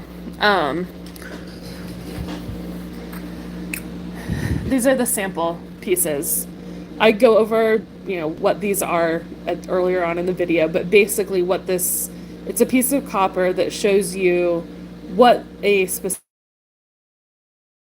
enamel looks like over bare copper, over white, over flux, which is a clear enamel, not the flux for soldering, and then over fine silver. So you can see, this piece, it gives you a bunch of different varying colors over different materials. Here's another. This one, you can see it behaves pretty well on copper. This one doesn't behave so well on copper. That bottom piece is bare copper. Also on these, I did one coat and then I put a second coat on half of it. So that's why one side is darker than the others. So it takes a long time to prep. If you do test tiles, it's going to take like a weekend for you to get everything squared away. But you can see this is just a really pale yellow. This is over bare copper, white, clear flux, and then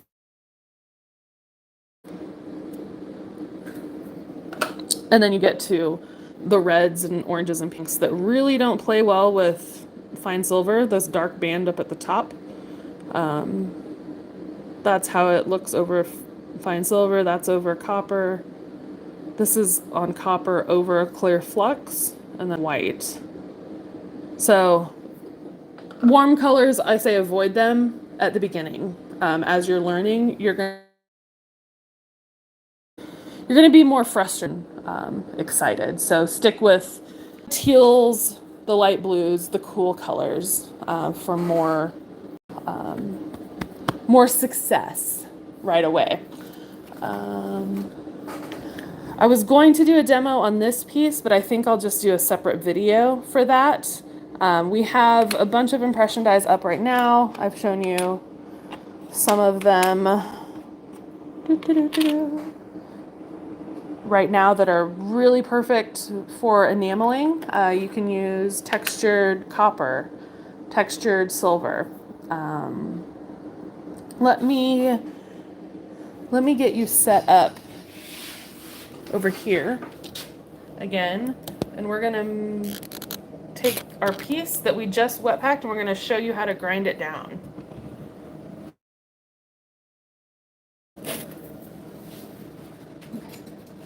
Great.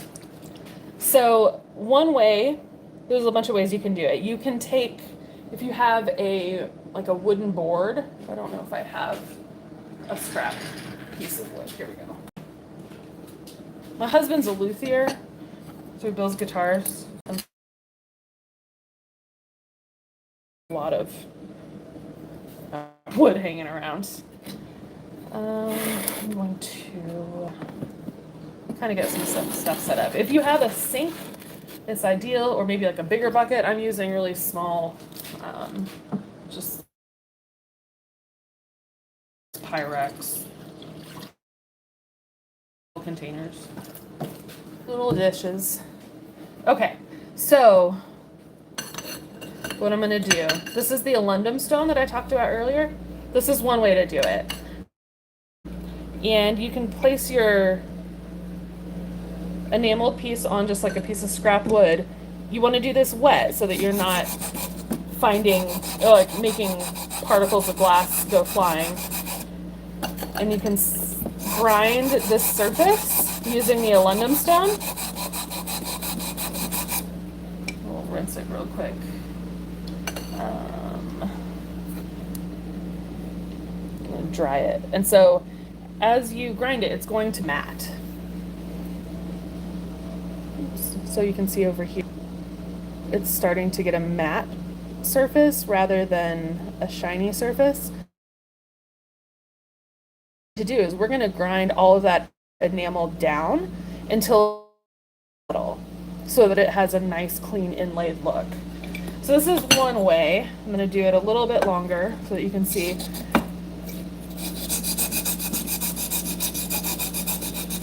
You can also get like diamond sanding pads. I'm going to show you how to use like a sharpening stick or a stone. So this is the edge that we're working on. It's fairly thick enamel there. So this does take some time. You do, when you're doing any sort of grinding on enamel, you want to make sure that you're doing it wet.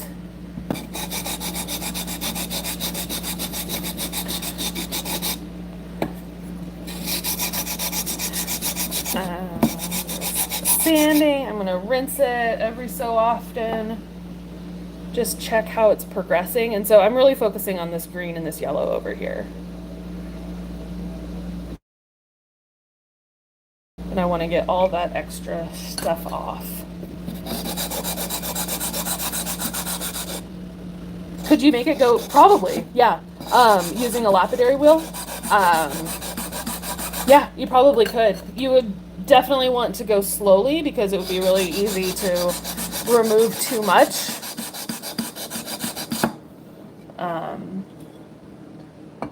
But you can see we're starting, especially on that yellow over here, we're really starting to get down to that bare copper so that everything is looking pretty flush.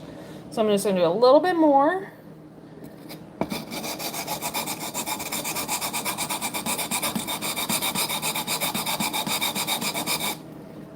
Yeah, because I don't overdo it.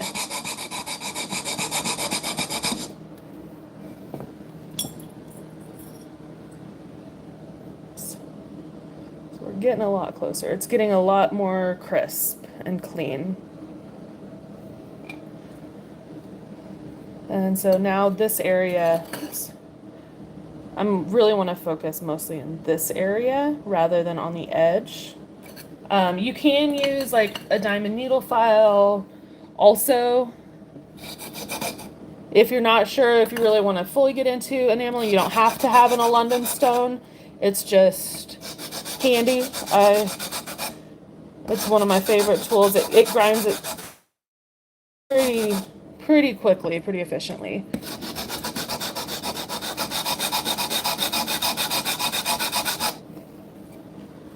Peek. Isn't that cool? And what's neat, and this happened, I don't actually know how to replicate it, but the oxides, like around this yellow piece of the copper, it must have had it anyway. Those are the oxides from the copper that are sort of along that top edge of the enamel, slightly coated with glass, so you're getting this sort of outline look. Again, as with everything, practice, make mistakes.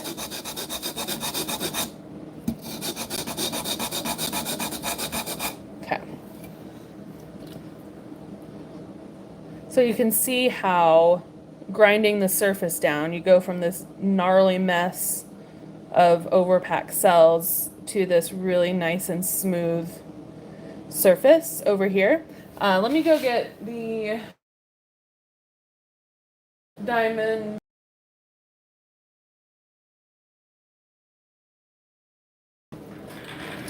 Maybe, because I had it and now I have no idea where it is.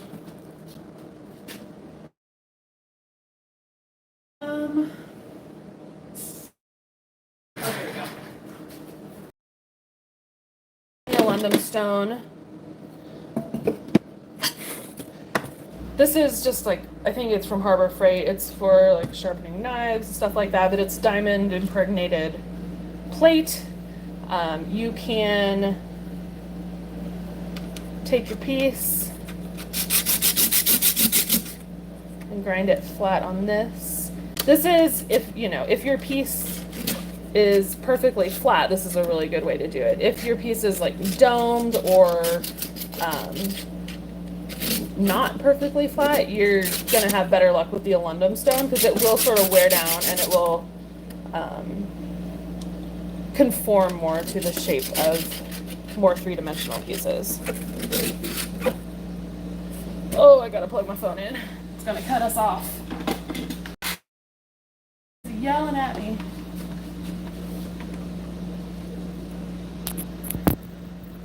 Okay. Oops.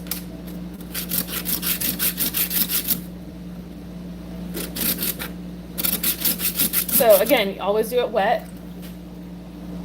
You can see it's working a little bit over on this side. It's grinding it down a little bit. I'm not gonna like go through this thoroughly. I'm not gonna make sure it's perfectly flat just because I want to show one more step to you.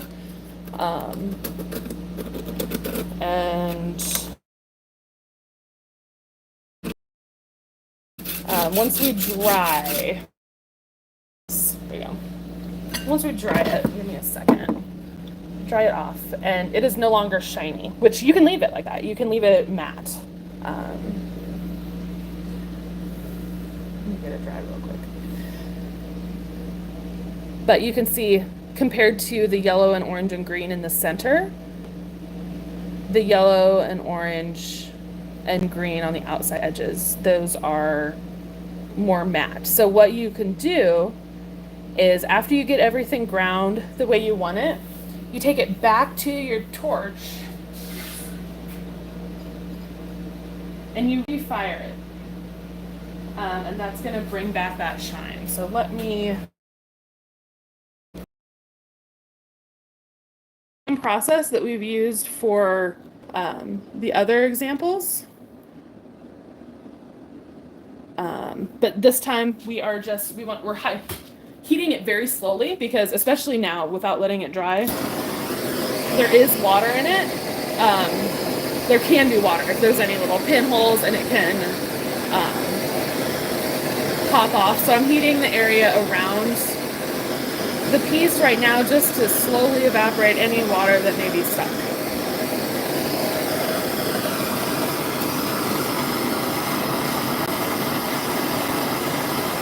And then we're gonna just heat the entire thing until it reaches the full flow temperature, until everything gets nice and shiny again. That's probably good. And then you can just polish and finish your metal however you'd like. Like with this copper, it's oxidized again. But you can see, oh, this is a good example. See, now this is stuck. You can, if your piece is stuck, you can put your tweezers under it and just give it a light tap and it will come off usually. You might have to be more aggressive, but make sure it's on a fireproof surface. But you can see it's still cooling, but the yellow or the orange and the green on let me cool this off. I don't want to burn my hands on 1500 degree tools. Let's get that cooled. I'm going to move you one more time over to where we were doing the sifting. We'll do a little bit of a recap, and then I'm going to go eat lunch. and take something to get something to drink. Let's see. I'm not for it to see.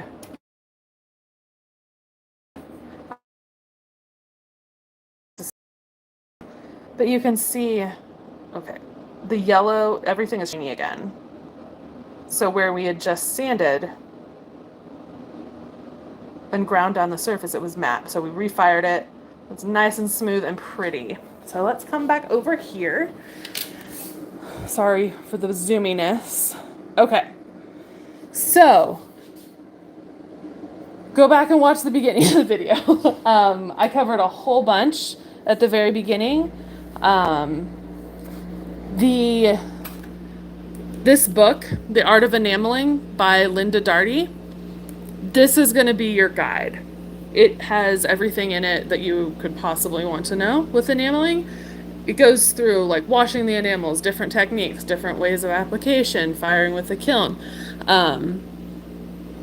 You can find that online. That's my definite go-to. This is another book that is strictly for torch firing, and it's definitely geared towards beginners and hobbyists. Everything is explained in an easier to follow method, but it leaves some of the details out. But it's another good enameling book for torch firing. I showed a bunch of examples at the beginning, and that'll be, you can look back at those. I'll try and post some of the pictures of the pieces. But for now, let me turn you around, see if I look more exhausted now than I did at the beginning. So be sure to head on over to potterusa.com. Under our Facebook specials page, we have a ton of impression dies that are designed specifically for use with enamel that we think will look great. Those are up through Saturday or Sunday, I'm not positive. We added more yesterday. We added sort of some bonus dies that would work well with enameling yesterday, and I think those end tomorrow. You'll have to check.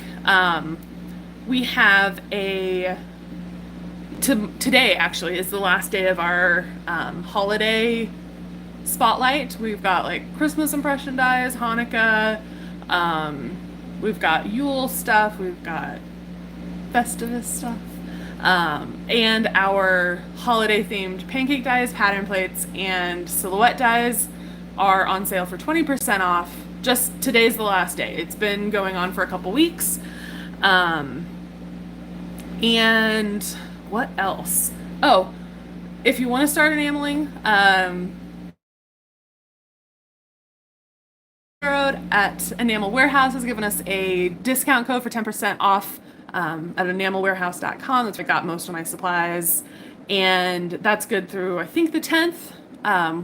We'll put all of the details in the description. Let's see, what else? Thank you for hanging out with me for almost 4 hours. So I hope you learned stuff. Go stock up on enamel impression dies. Yeah, it was fun. I'm tired, and love you all. We will see you next Wednesday.